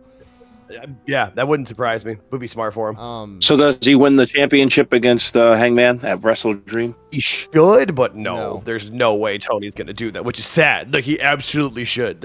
I don't know, man. Tony's such a weird Hangman. Dude. I don't know. I didn't think he was going to win the title last time he won the title, and he won the title. So I don't know. I can tell you what, it doesn't matter if he wins the title. It doesn't mean anything. It's not gonna change anything about AEW or Samoa Joe. Samoa Joe, I think his goal right now is to get people ready to go to WWE. Everyone he works with is immediately rumored to go to WWE. Like Hook turned down not a big WWE contract, but turned down a WWE contract for NXT or for AEW, and now the rumor is Hobbs is going to be going over to WWE at some point. So, yeah, I mean, maybe that's contract tampering. I don't know. Maybe he's a mole inside of AEW. Who knows? But I think Taz is kind of the same way, right? Like you can see, you know that Taz wanted Hook to go to WWE.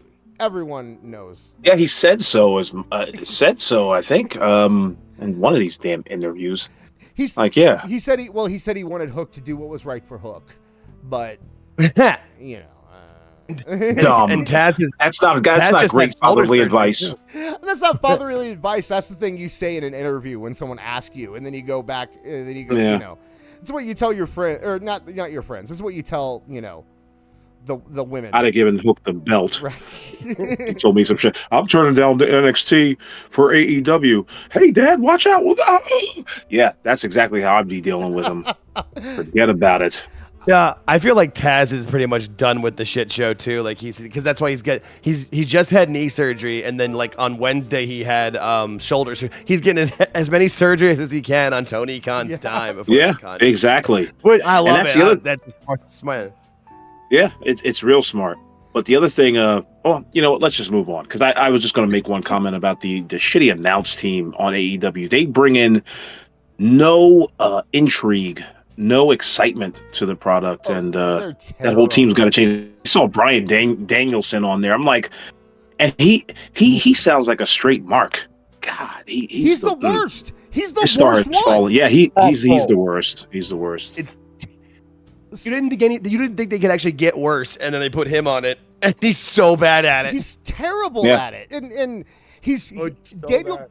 Okay, Bryan Danielson proves every day that the Miz was right. Miz was so fucking right. Isn't that something? Like I was wondering. I always wondered about that. When we all saw that Miz interview with Daniel Bryan, did you guys think it was a work or a shoot? Because I always thought it was a shoot. I thought it was both. Because I saw I saw the tears in Miz's eyes. It looked like he wanted to cry. Yeah. I think he was really affected by it, and I bet you that the look that Bryan Danielson was giving Miz at that time was like, you know, he's just an emotionless, fucking gormless person, and I don't think he's got that much personality to begin with. I was one of the very few that was just like, who's this Daniel Bryan guy? I was just not on the Daniel Bryan yes train at all. Again, it was one of those things where the crowd moved that entire character along. It wasn't so much Daniel Bryan being a great wrestler or anything like that. It was just, you know, but yeah, you're exactly right. He can't cut a promo worth shit. He's not that good as an announcer. And you're exactly right. The Miz was right. 100%. The Miz was right. Who would have thought the guy who had to write the number on his hand and it sweated off for the Diva search wouldn't be right 25 years later? Right. Madness.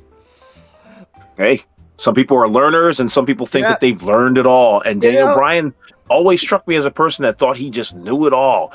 I'll never forget when he used to do those, what was that competition that they were, the Tough Enough competition or whatever. And like he'd always had this NXT, like shit-eating smirk. Yeah, the shit-eating smirk on his face, like, I'm just better than this. I'm just better than this. Just like, do you know who's in the background? Vince is looking at you. You got Bruce Pritchard looking at you. You got all these fucking, knuckleheads looking at you. And it was only, again, by way of the crowd did Daniel Bryan get pushed, because they did not want to put him in that position. B+ player. I always, like I said, I think the Miz thing was part work, part shoot. I also think that Vince told him, like, he wanted him to say that. Told Miz? Yeah. I think it was Miz's words, but I think Vince was 100% behind he was like, yeah, he was cheering them on. You know what I mean? Yeah. Because you remember that was him and Danielson never got along after Danielson stopped wrestling. Because Danielson he constantly wanted to wrestle. He wouldn't shut up about how he wanted to wrestle, and Vince didn't want to let him wrestle because of his neck. And it wasn't a good. And what do you know? He's not wrestling. Yeah, exactly. Vince was right too. Oh, dude, Vince was absolutely right about that. That is a thing that drives me nuts to see, like, Saraya and Edge and those people in there working these full-time schedules. And, I love when people are talking about Saraya going back to WWE. It's like, she might go back to WWE, but she's not going to, she might wrestle once or twice, but she's not going to be a full-time wrestler ever in WWE again. Although I did hear that the Hardys might be coming back in. Like, the NXT thing might have been a little bit of a tryout to see if people are still interested in them, and they found out that they were, so... Now, no, they found out that the NXT audience or the TNA audience. I don't think the mainstream WWE audience is really going to take to the Hardy Boy. Okay, I think, we're going to find out about that. I think as long as it is for what I think it's for, which would be a short run before the Hall of Fame. I think that it would be okay. Now, if they come back as a regular tag team, I think that it would wear off very quickly. But in terms of a short run to and leading into a Hall of Fame induction, yeah, I think the crowd would eat it up. I think the crowd's going to eat up Jericho when he comes in too. And we disagree on that, but I think the crowd's going to go nuts for Jericho. They were chanting for him. Of course, I don't disagree with the fact that Jericho's not going to, he's going to get a huge pop when he comes back. It's just that, do we want to see Chris Jericho in a WWE ring anymore? Like, who is he going to face? Damn, I sound stupid. Let me just say, because I just thought about like so many people who have come back and revamped old rivalries and feuds, and it's just like, hey, it works. What the fuck? So I take that back. It's always fun to watch him lose to Gunther, So yeah, not bad. Right. I would watch that. Yeah, I would watch that. Yeah. All right. Have him lose to Jade Cargill like he lost to China. What do you think about Mole's idea of bringing Jade Cargill into the new Vision with Braun Breaker and? I dig it. I like it too. When I saw the picture, I was just like, yeah. When I saw Paul Heyman and Jade Cargill standing next to each other, yes, I was just like, yeah, that's and to be fair, that would be her last chance. If she can't get over with Paul Heyman. Sorry, Jade. Gotta see you later. It's like Ryback. And I'm one of her biggest cheerleaders. Yeah, I'm one of her biggest cheerleaders. But she's on borrowed time, and I've been saying that for a while now. She's really got to improve. Yep. With Heyman though, I don't think Heyman is an automatic. It's going to work. Heyman's got to believe in the person that he's given, and I don't think he believed in Bronson Reed at first, but I think he does now. I think, working with him since then, I think he started to. He never believed in Ryback. He never believed in Curtis Axel. And you could tell from every promo he cut when he was with them that he did not give a shit about them. Right. And he was getting himself over. Right, yeah. And honestly, I think that's actually more of him. Heyman seems like a guy who's got to be passionate about something if he's going to give a good performance. Heyman cannot hide his disappointment. It's impossible. Even back in ECW, when they'd have a bad show, Heyman, you could tell Heyman wasn't happy. He was never good about hiding stuff. So he remember when he was managing Big Show, and it's like, we know that he's friends with Big Show, but he did not look like he wanted to manage Big Show. He looked like he was. Yeah. He looked like he was doing Big Show. See, back then. That Paul Heyman is not this Paul Heyman.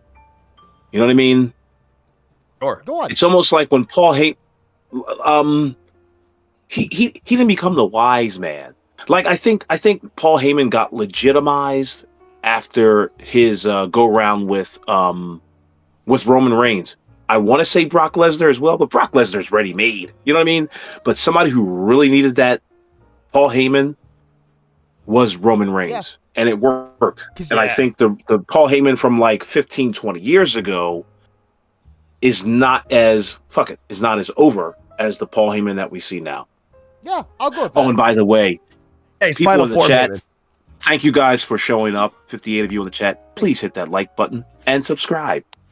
Yep. And all right, so let's go to our little segment here. I should probably, for this one, I should probably turn off our background music. I imagine that probably wouldn't be good to have going during this.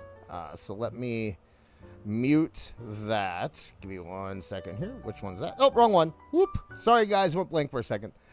Okay, so the background music is muted, and then I got to go here.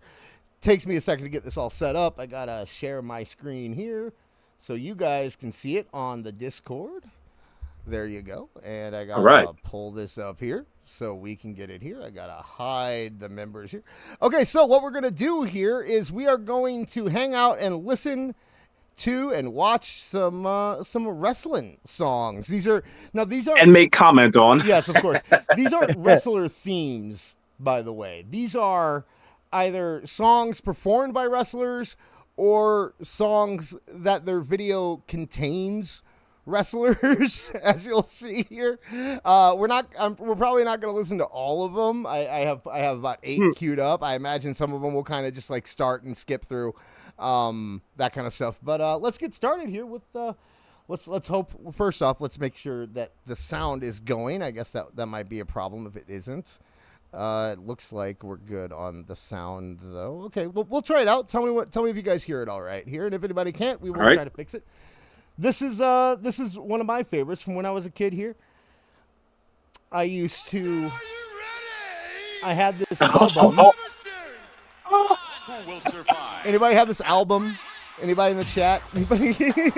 No, I never bought the album, but like this is quintessential early 90s music.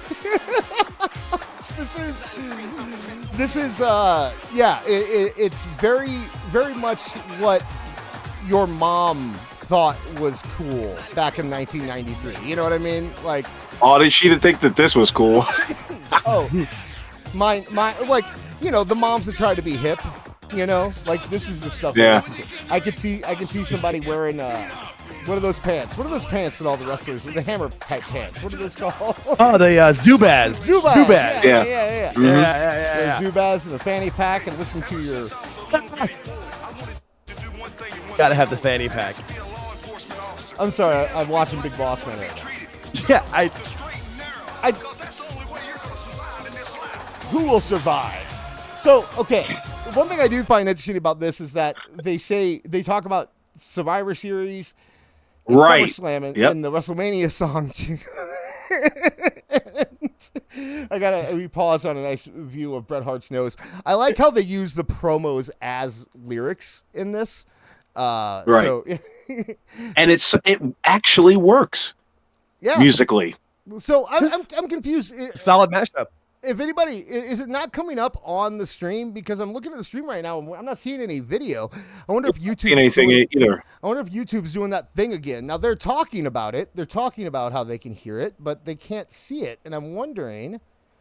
Oh yeah, I don't understand why it's showing up in ours. So YouTube is doing that thing where I can't. Huh? That Black helicopters. sucks. That sucks, Yeah. dude. What do I do? I don't know how to do. I don't know how to fix this. People can't see. Okay. We can do. You know what? I'll just play the ones that we can just do with the music, and I'll take this off the full screen so you can see the whole thing. We'll just listen to the music, and we won't do the ones that are like, oh wait, there it goes. It just showed up. There it is. How did it show up? Just had to bitch about it. We just had to complain about it for a second, and Yeah. it's gone again. What the heck, dude? On again. What the? This is so weird. The algorithm. I'm not doing anything. I'm not. They're saying, yeah, a Beard saying the video was up and then it went away. It doesn't make any sense. And then it came on and now it came back on. Maybe when I play it, Hit play now. I hit play. Yeah. So let's see if nope. it comes up. Well, it's behind a little bit. So let's see if it comes back up when we start playing it here. Okay. If not, then what we'll do is I'll go back to the screen with all of us on there, and we'll just listen to the wrestler songs. We won't worry about the video parts. 93, baby. Jesus. I hate the rap part of this fucking song because it makes no fucking sense. There is no rap. Wait till we get there. There is a rap. Yes, there is. I don't. Yeah. I thought you were talking about like their promos. No, being a rap. no, I wasn't.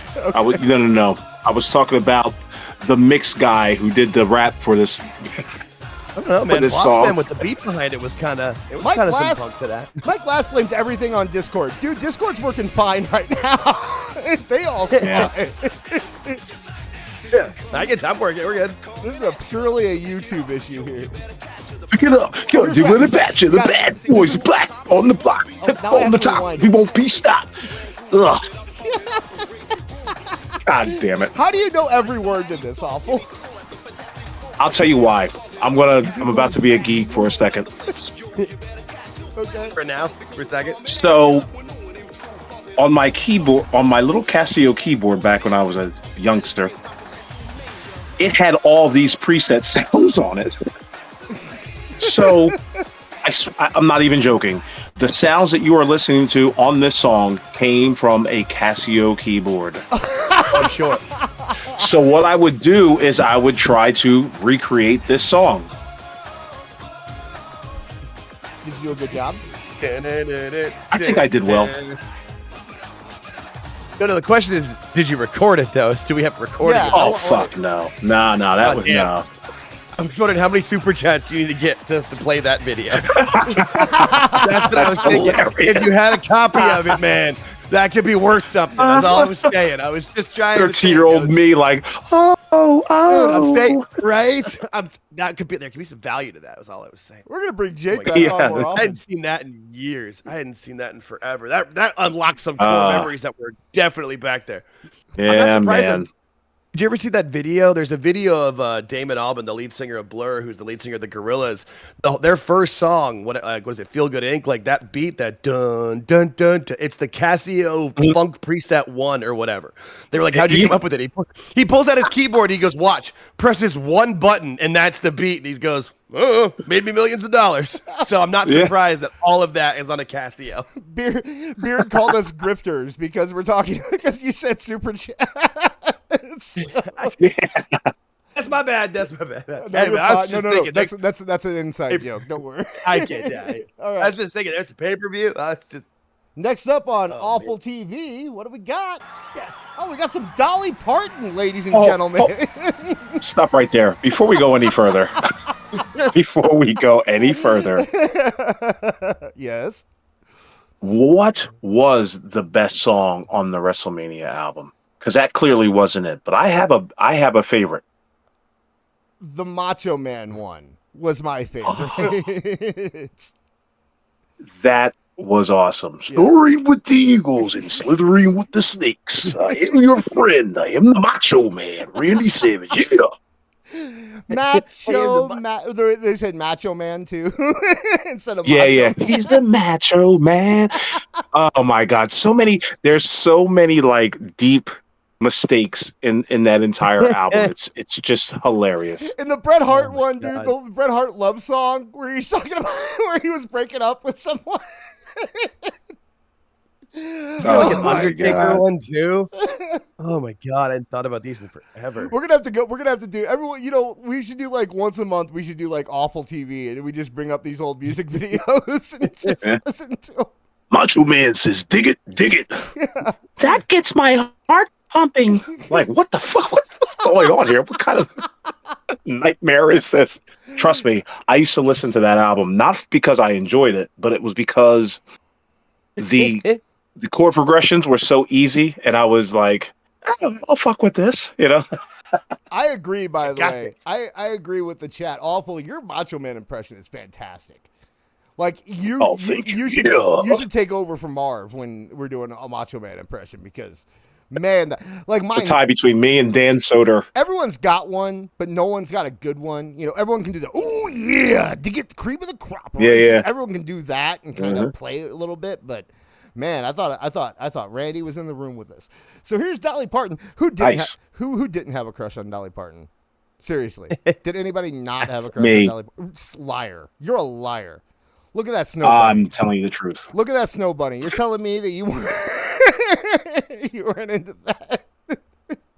Dude, she wrote Jolene and I Will Always Love You in the same week. Like Yeah.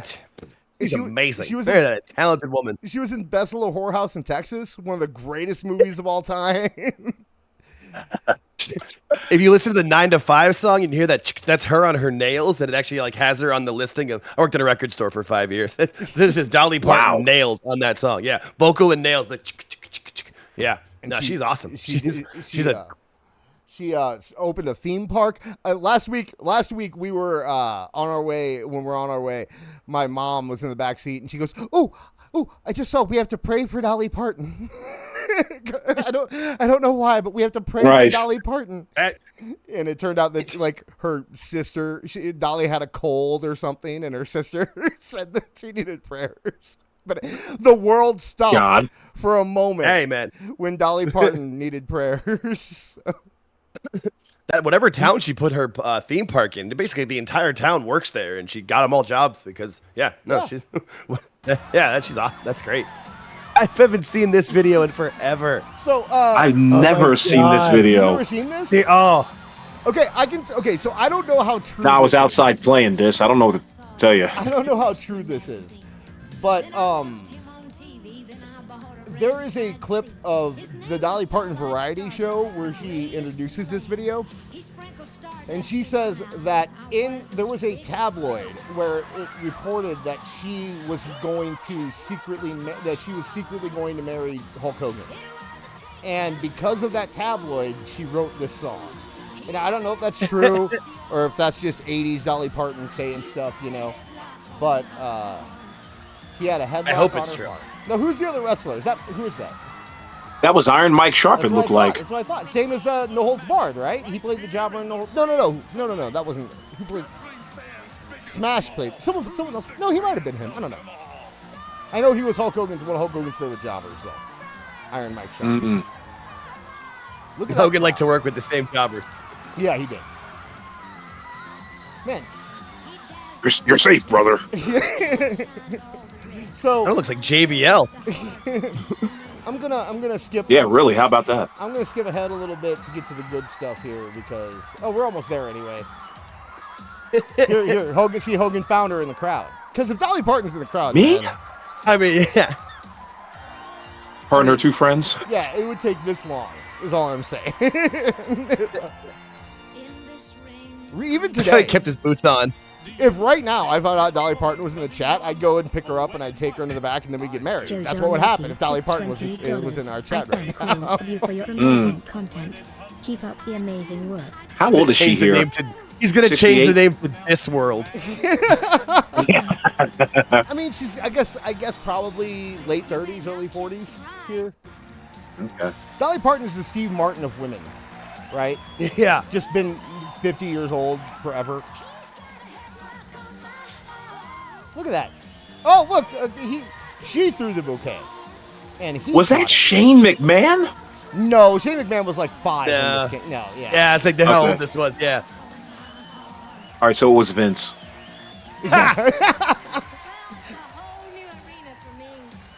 She had to do her little rap at the end. I like it. Hulk gets a wink, he's gonna fuck her. You see that? Or he's just thinking about how much cocaine he's buying from this That's what purse. Hulk was saying. Hulk was like, "Yo, I'm gonna bone her." So this was pre Linda, right? So It better had been. It better have been. so there you go. And now, okay, so this one was given to us by Oh, God. our good friend AEW Neckbeard, as was the last one, by the way. This whole segment was his idea. So Yeah, this whole segment written by This is Nick great. Beard. well, I added some music, but this was his idea. So, so this next one, this is probably one that we're gonna kind of skip through because, although it is interesting to hear what people considered music back, like when you hear it, you're gonna remember the late '90s, early 2000s, and just kind of be like, oh god, like it's All right. a. I'll shut up and listen since I probably haven't heard Bad it. nostalgia. I don't know if you want to listen, dude. Like ICP, Okay. they're not good. You know? No. They're just not. They weren't No, I ever was- good. Ever. All right. Give me a second here. I just don't want to hear this. So yeah, that's Shaggy Two Dope and Violent J. And I never know which one's which. I don't know. I think I don't. I think Violent J's the little one, but so Yeah, I these, thought it was the other way. yeah, I don't know. Who knows? They are actually wrestlers too. So this is technically already a wrestling music video in the sense that we're talking. But if you pay attention, there was a chair on the left that was empty, and then that happens. So Honky Tonk Man is just there, you know, and so Honky Tonk Man just hangs out. He doesn't do anything. Is that an electrical? Is that an electrical guitar preset on a keyboard? That's what it sounds That can't like. be a real guitar. Probably. That's what it sounds like. And this is where Yeah. he's talking about. He's going to talk about how he got pulled over by a cop and got the guns pulled on him because I don't know. He's a white guy. He's a fat white guy from Detroit. I don't know why he's getting oppressed, but okay, so Honky Tonk Man was one thing, but keep an eye on that part of the room because that wasn't on that empty chair. Well, John Cena's sitting in it right now. Yeah, John Cena's good one. I like that. That was memes. That was there well you go. Oh, good lord.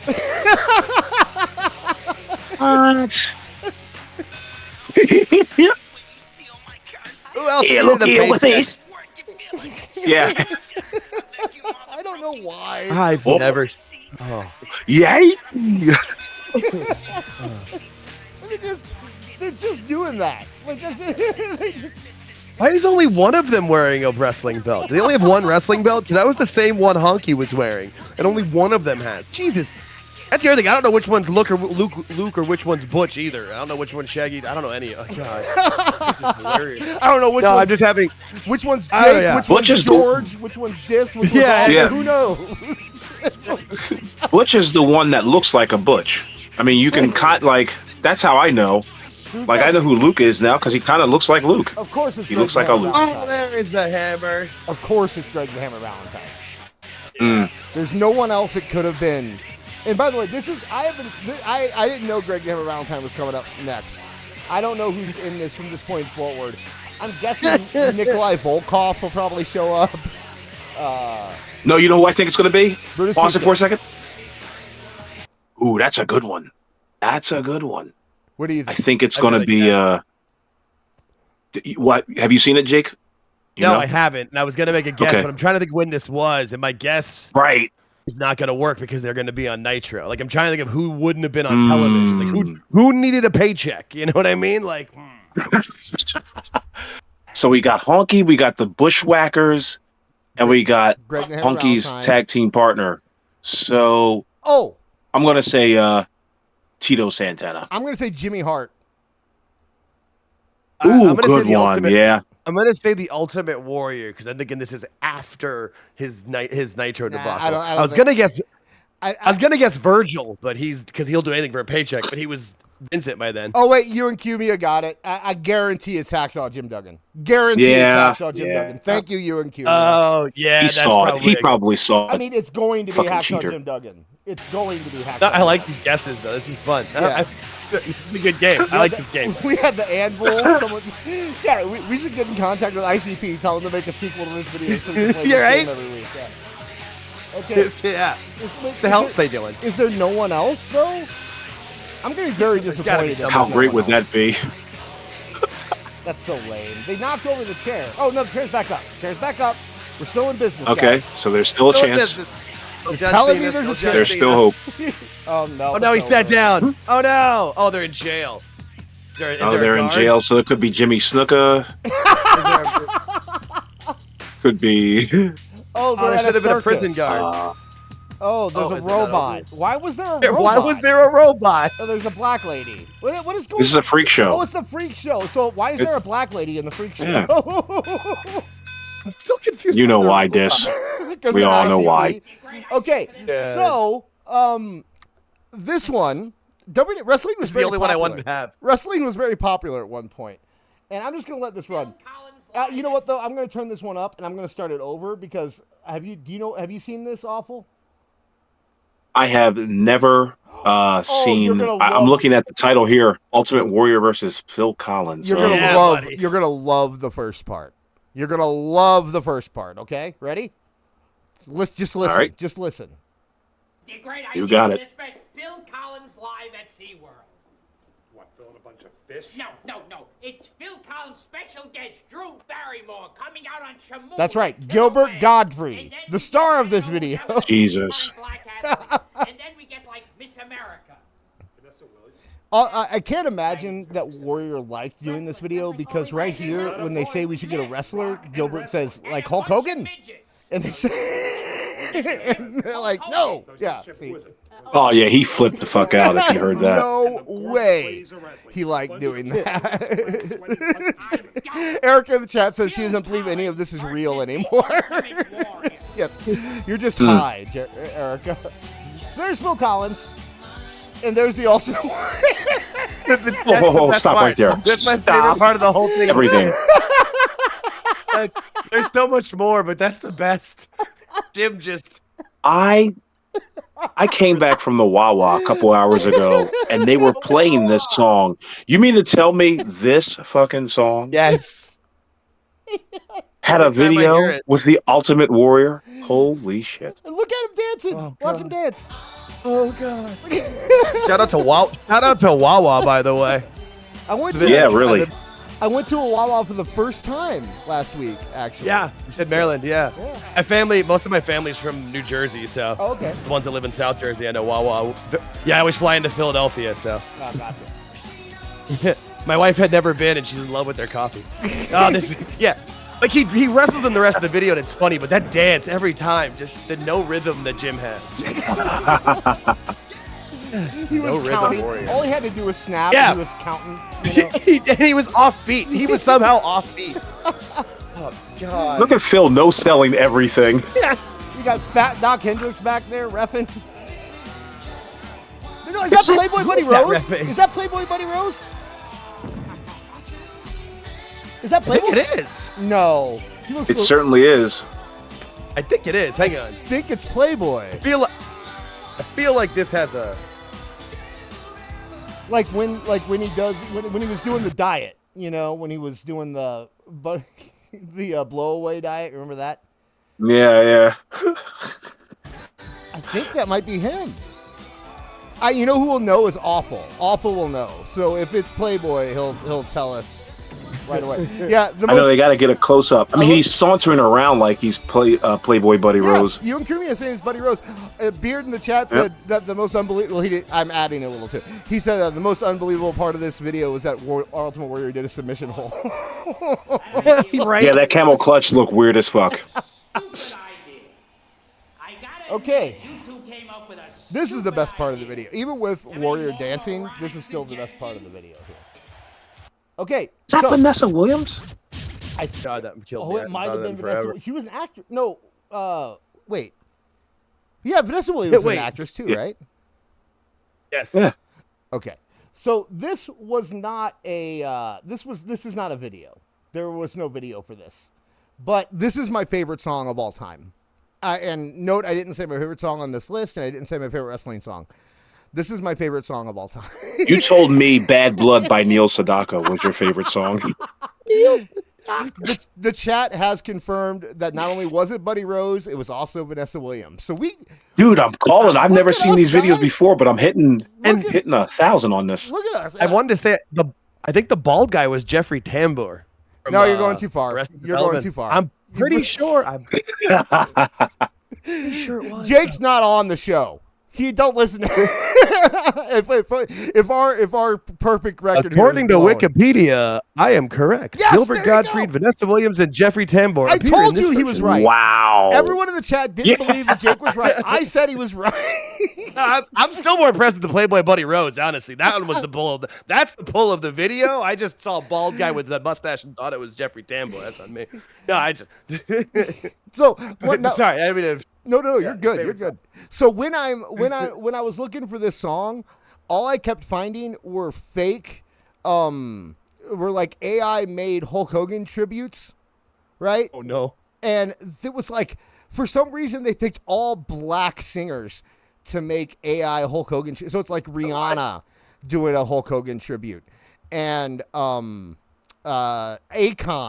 I clearly doing a did not Hulk Hogan smoke enough weed tonight. So I'm looking at those. I'm like, we can get a whole show out of weird AI tributes to people. But, ladies and gentlemen, Beach Patrol. Yeah, listen to that beat, Awful. What in the think Hogan NWO played that versus bass? WCW N64 game is this? Oh, wait. I was walking down the beach, looking for some action. Had my radio set on a rap rock station. Saw a girl in trouble, a sticky situation. Who wanted me to give her mouth-to-mouth resuscitation. I am gobsmacked. Yeah. I just am visualizing Hogan on the bass slapping that. This is Hulk Hogan rapping. And it gets better because every towards the end of the song, he God. just starts saying random stuff, and I don't know what this What is going on? I can't hear it because this is so excited over this fucking thing. Is this the song that Randy's "Be a Man" Hogan is response to? Is this like a rap battle that we didn't know about? Listen.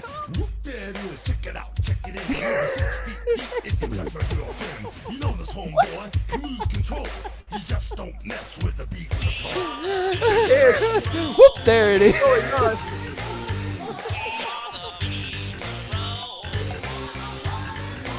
I'm just trying to. Is there an uncensored version of this song? He just drops the N-word all crazy?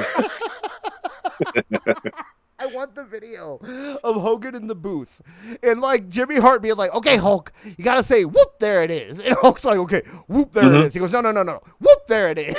And Hulk goes, whoop, there it is. He goes, no, whoop, there it is. And it just goes. And they have to record it like Flava Flav and Straight Outta Compton, where it's like every line one at a time, and then they edit it all together. And you can't do it. Oh my God, I'm dying. This is the best. I can't handle this. This is hilarious. When you're hanging at the beach, you can see so much. Look all you want, but you better not touch. Take it from me, don't lose control, cause you're gonna have to deal with the beach patrol. Nice. Imagine this is as off-key and off-beat as Hogan is off-key and off-beat in the song. I have to sound exactly like him. That's the whole point. I mean, Casey's advocating for not touching? I don't know. I don't know what's going on. Hold on a second. Hold on. You got to hear the outro. You guys got to hear the outro. I have to go back a minute here. Oh, God.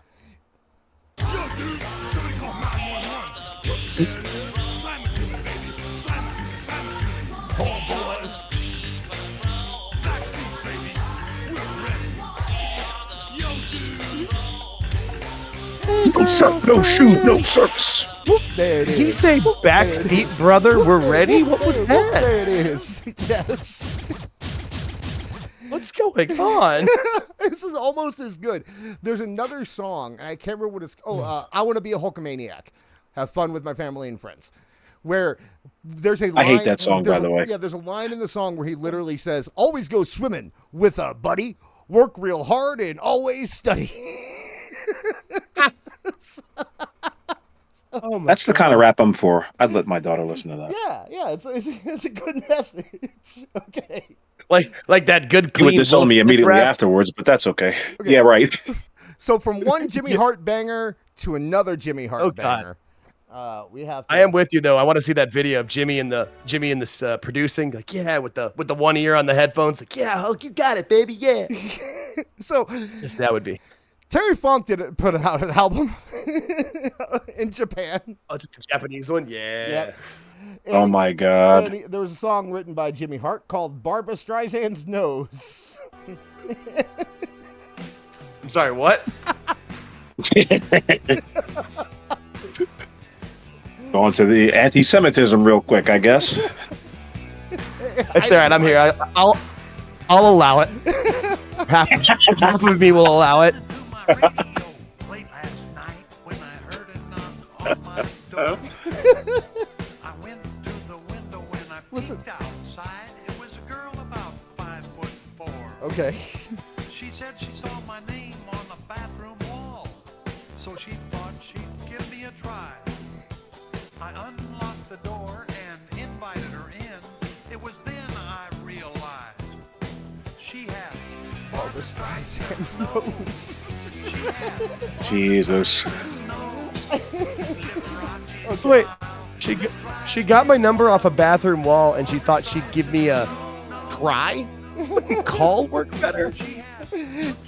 I don't get this song at all. I don't understand why it sounds like Monster Mash. It sounds like Monster Mash mixed with Thriller for some reason. First thing I thought. When he started going, oh, I was like, oh, it's Monster Mash. I thought it was just going to be like a reworking. It's like Monster Mash with a Thriller beat, but it's about Barbra Streisand's nose? I don't understand any of this. I don't get it, man. And Terry Funk going live. don't get And it. Terry Funk like half singing? Who is he, like the guy from Cake? Like he half sings? Fuck, pick one. Pick a lane. Sing or don't. Jesus. Okay, so That's great. Oh, this is... that joke is over now. There's no. This song doesn't go anywhere. What else?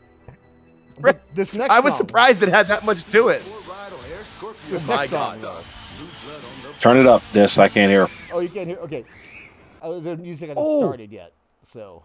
But I Oh, will is this still the turn one it the up. Wrestling Bios guy uses? Yes, this is good stuff. This I is know good this stuff. one. Yeah. Did you never see this awful? I've not. That's cold, man. Shit. Oh, man. Man, I thought I could make it, but my hand too cold. Yeah, you can't make it. That be like How am I in the video? What the hell? give me this ball. I didn't say it. How'd they get me? Here we go. No. This is like Jive Soul Bro 2, basically. Oh God. Here he comes. Here's the man. You are surprised Vince didn't make this, how stereotypical it is. though. It's Jimmy Hart. So, Right, you're right. I mean, it's right. the same thing. Valid. Damn, he dunked on that And little it's white boy. WCW. He Vince did. could just go, hell no. Man, we going to the game room. What do you mean to the Why do they arcade? have You the guys need to go to squares school on trying the to get an education. Tell you what, I'll take you guys to school. That's the only part in color, too. The rest is black and white. I don't. Nuh-uh. What's going We're going around. Some of it is, and some of it, I don't know. They thought that shit was cutting edge. There we go. I mean, in like 1991. Oh, wow. They're stepping. Flash Hook did it. Hey, I gotta tell you though, once he gets going, this is a bop, man. I don't care. I what was anyone just about to say this picked the fuck up. I'm into this. I forgot this picked that up. Yeah. All I remember was the black lady singing. In the clips, yeah. I don't mind this at all. This is. Now back to Beach Patrol real quick. Imagine a 17-year-old Dish cruising around St. Louis in a 1983 Crown Vic, listening to that song on full blast and rapping every word in 1999. That was my high school years. Just so you know. Jesus. Everybody thought you were a cop. Yeah. Everybody. And Beard said it. This is Big Ear Booker T. I'm not gonna take anything away from Too Cold Scorpio. When he did his run, when he did his heel run in ECW, Oh, yeah. he was awesome. I'm also not going to take anything away from that song. I actually do enjoy that song. See, I have black friends of videos. I love it. Opio. Well, you could say What a line. that may have been the Eye of Black Prince, but I think this our finale here might be more Oh, God. encapsulate that. Oh boy. So Rock Rumble. This is Ken Resnick, and I'm here to say we got the greatest wrestlers in the AWA. But you're not here to listen to me mumble. Let's fill you in on the Wrestle Rock Rumble. Get on! Okay, so when you awful, when did Jesus. when did you hear this for the first time? What is it? October 17th, 2025? Are you kidding me? Wait, you're serious right now? I am being dead up. Oh my gosh, I have to go in a whole new mode here. Hang on a second. I just switch up. You've never I gotta turn it up. Let me get this as loud as I can. If you've never heard this before, that might be as loud as it goes. That might be as loud as it goes, guys. That's all right. You just have to shut up while I listen. Okay. Yeah, I'm gonna back off my mic. I'm letting you Okay. listen. I'm gonna pause. We're gonna have lots of pauses, guys. Okay. Yeah, just put me on the mic. I'll commentate. Tell me when you're ready for a pause. Let's do it. Oh, little background. Fix that tracking. This was an actual event, right? This is how they were. This is their big event of the year. This is how they were promoting it. 1986. All right. So right This after is what Vern Gagne thought was cool. Yeah, Right, Vern right, and Greg right. Gagne. Freebirds are going strong. Pal Driver is a thing, and this is what Greg Gagne came up with to combat that. This is Ken Resnick, and I'm here to say we've got the greatest wrestlers in the AWA. But you're not here to listen to me mumble. Let's fill you in on the Wrestle Rock Rumble. Get on! Yeah. Wrestle Rock, be there. With a midnight Okay, rocket I'll be there. on and Marty. We love to wrestle, and we love to party. You don't have to worry, we're not gonna fumble, because we'll be shaking through the Wrestle Rock Rumble. How are they worse? How The Rockers did white people no favors on that whole like stereotype of You can't carry a beat. They're Why they're not worse. the midnight rappers? Yeah. Christ.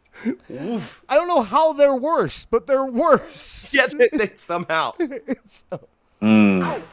hold our beers. Wrestle Rock. I'm the sheik, and that's not funny. I got my army a lot of money. If Gagne in my way, I make him crumble. He be sorry. I did the Wrestle Rock Rumble. Oh shit! Did he say Resto Rock? Yes, he did. Oh god. I like how they just A lot more syllables in that one. I like how they just throw Playboy Playmates in there every once in a while. Why was there an Elvis impersonator? Like, that's part of the show. Like, there's gonna be hot girls and Elvis. They're in Vegas, I guess. It's like, hey, a Vegas No, thing. they're. So, The thing, this is at the Metrodome. It started at the beginning with it was like this is Sunday, Oh, it's April not 20th, 2:30 at the Metro. No, it's in Minnesota. This is Minnesota. I just assumed it was in Vegas. No, I think that was just like it was probably just a casino in Minnesota. No, this is in Minneapolis. This was Vern Gagne. This is their big, yeah. So It's in the Metrodome. So they put this in a dome, or they tried to. I should also yes, this is a takeoff of the Super Bowl Shuffle for anyone who doesn't know. Yes. And if you want to go listen to the Super Bowl Shuffle, that is all over the place. That's just bad. We have more important things, as you can see from the screen. We have more important things to discuss right now. Exactly. I'm Jerry Blackwell. I want to see. I want to get my hands on that pencil neck geek as I watch the EDF fumble. I'm going to make my splash in the Wrestle Rock Rumble. The AWA, you, me, and Wrestle Rock. That balsa wood stood no chance. See, these are all Vegas stuff. So yeah, I don't really understand why they're doing Maybe it. it was. I was. Yeah. Because it's called bait and switch. This. Okay. We're only 1 minute into this thing. We got 2 minutes. I'm dying. Oh my god. They just keep getting the worse with their. Who's gonna be next? Who's gonna be worse? Let's go. We got to find out. Yeah. I'm Greg Gagne, and I'm in a rage. I want Brody, and I want him in a cage. A high-flying drop kick will make him see double. I've grind him up at the Wrestle Rock. Oh, he's wearing the glasses because we all know why. He's coked up. Oh, here they are. I'm Kurt Hennig. And Big Scott Hall, as tag team champs, will take on them all. So bring on the long riders, those dirtball dumbos. We'll smear those bushes, do the Wrestle Rock Rumble. Okay, they're the best ones. Okay. Easily. Yeah, I mean, really. Easily the best ones. Hands down. And I mean, and they're Scott showing Hall off. was always. You know why? Because they probably both listen to soul music. You know what I mean? You think Right. Scott Hall is actually cool. Like Yeah, he's actually got rhythm. I don't know if Kurt Hennig listened to a lot of soul music Yeah. growing up in the I hills. bet you he did. Rap is crap. You'd be remember? surprised. Yeah, rap Well, is crap. yeah, that was a gimmick. Clearly, he loves. No, you know what? It was Scott Hall. Scott Hall just kept him back. Oh, yeah, in that the was back Hall, for like an yeah. hour, just screaming at, "Do it Right. again! Do it again!" You know, I can see that. But you get a nice shot of their junk. You get the ladies in there to wipe them off. It's all. They're clearly the best part of this. So going back to AWA Awful, can you imagine some of the other stellar people we're gonna have rap here on the next the back half of this? Can you think of anyone? Without looking at Well, the we chat. know we're going to see it. Pulled up We're the going to see Vern. I feel like we're going to see Vern Gagne. You think Vern's gonna rap? I think he's going to show up. Okay. I'm trying to think of who. Damn. Just keep playing. All right. I got to see this thing. Oh, they pushed him in the pool. Oh, they pushed him in the pool. It's so crazy. Then they got fucked. And they went and stole that guy's lady. That's right. Clockwinkle, and I've got a passion. I'll get the title back from the humanoid Hanson. I've got the brains, and I'm not humble. I'll take the belt back and do the Wrestle Rock Rumble. Bockwinkel understood the assignment. Yeah, Bockwinkel didn't show up for the video though. No. How hard do you think they tried to get Stan Hansen in this one? Yeah, because that is the match. Yeah, apparently they packed 23,000 people in the Metrodome for this show. There you go. I guess they did something. Jesus Christ. So I'm dying. My face Look hurts. at these videos. Yeah. Wrestle Rock, April 20th, at the Dome. Playboy Girls of Wrestle. Yeah, they were in Vegas with this. Like, so they filmed some of this stuff in Vegas. You're right, because it was this Playboy Girls of Rock and Roll Maxim Hotel in Las Vegas. They filmed some of it there. here's Shawn Michaels doing his best Bret Hart impression. Oh my. And Yeah, right. He didn't go all the way with it though.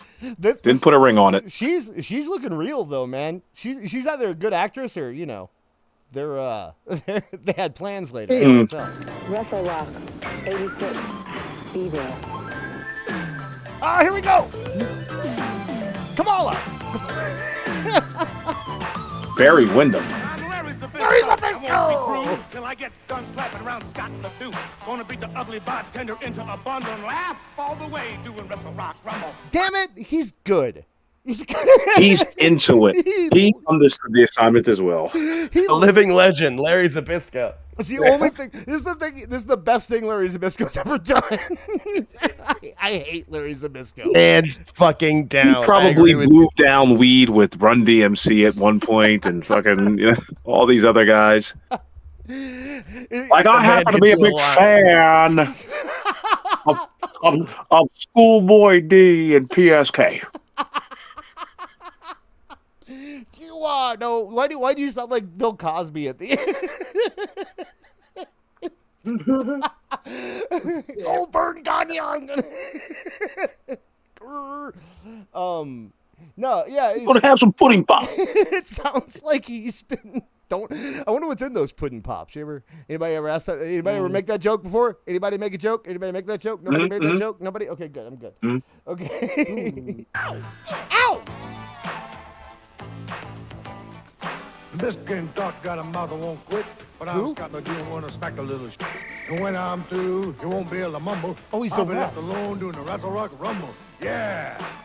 And he said shit, but they cut it out. I love it. Just one last word from the former champ. What'd I say? I knew it. Who called it? Give a lot of thought to one more turn. There's some old scores that still give me trouble, and I'm starting to get the urge to do the Wrestle Rock Rumble. He was like, does this come in a waltz? And now you know him, and on April 20th, it's at Can we get Merle Haggard for this? You can be doing the Wrestle Rock Rumble. He's on so much coke. Can we go back? I should see him just bouncing just like Javon Evans. All of it. He's on all of the coke in Vegas. Watch him go. Just shaking. Because you two can be doing He's dancing like my kid used to when he'd listen to the hot dog song on Mickey Mouse Clubhouse. Oh shit. Hey, got a jackpot. No, he didn't. They were 2 bars above the line. He was on all white, dude. Oh, sorry. I don't gamble. Bart. Who's that old lady? Who's that old lady? I was there. They were just putting people in. Old woman. They were. Who was the old lady? Oh, we're back. Holy cow. Okay, we're going to end on that one. Drink it Holy in, cow. ladies. Oh my god, that was so Drink it in. I have to figure out. Stop streaming. Um, There we go. We are finished with the Wrestle Rock Rumble. And I think we are finished with this show, guys. So, yes, we are. I want to thank you. That was hilarious. I want to thank you, Jake, Yes. for coming out. Why don't you plug your stuff? Absolutely. Yeah, no, you can find me easy to find, just at Alt Jake Takes On, either through YouTube or X. They both kind of link to each other. Make it pretty simple. Alt Jake Takes On. You can find us. We do our live show at 8:45 p.m. Eastern on Thursdays here on YouTube, 8:05 p.m. Eastern on Sundays on X, and then a recorded episode at some point in the week when we find time. Thanks for bringing me on. This is a lot of fun. I haven't laughed this hard in a long time. But Thank you, Jake, for having thick skin. That's for damn sure. Absolutely. Dude, yeah, that was great. Seriously, we'd be more than happy to bring you back on at some point here. So yeah, absolutely. Let me know. I'm happy to. That was a lot of fun. I have to close my stream. They can't see you. Okay, Awful, what you got? Just, enjoy the weekend, folks. You know where to find me. I'm eating applesauce right now because I'm starving. But yeah, you can catch me right here on Awful Wrestling. I'm trying to. Well, this is going to have to help me out. I'm trying to put up episode 4 again, not on YouTube, but somewhere where it's free and accessible. So hopefully, keep an eye out for that. As well, you can catch me out on Toonie Talk Wrestling every Tuesday at 8 on Toon Wrestling, and of course on Twitter, on X, and yeah. All right. Thanks for watching. Thank you guys for listening. And please hit that like and subscribe button. And I don't really mind if you guys donate or not. But as long as you guys have a good time, I'm having a great time.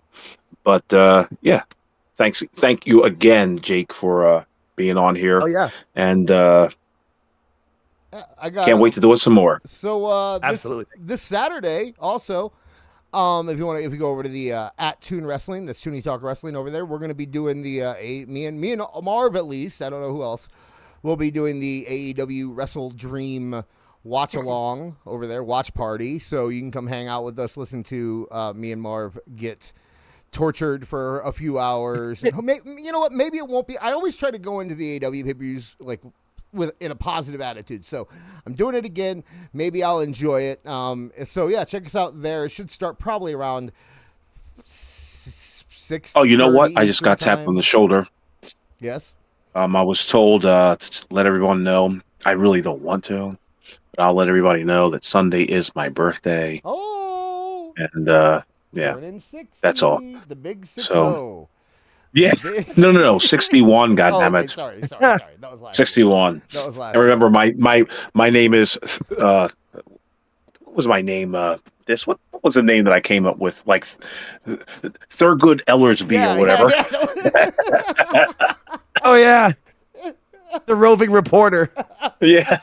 I remember that. That was great. Yeah.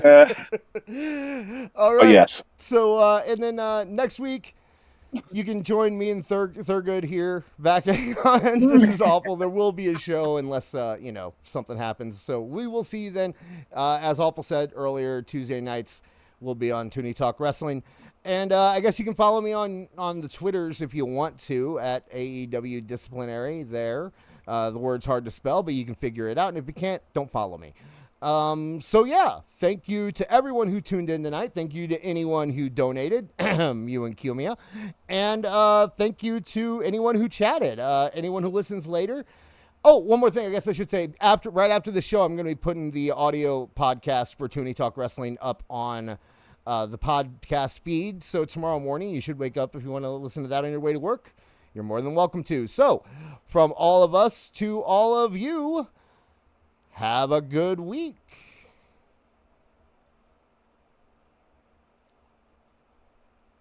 All right.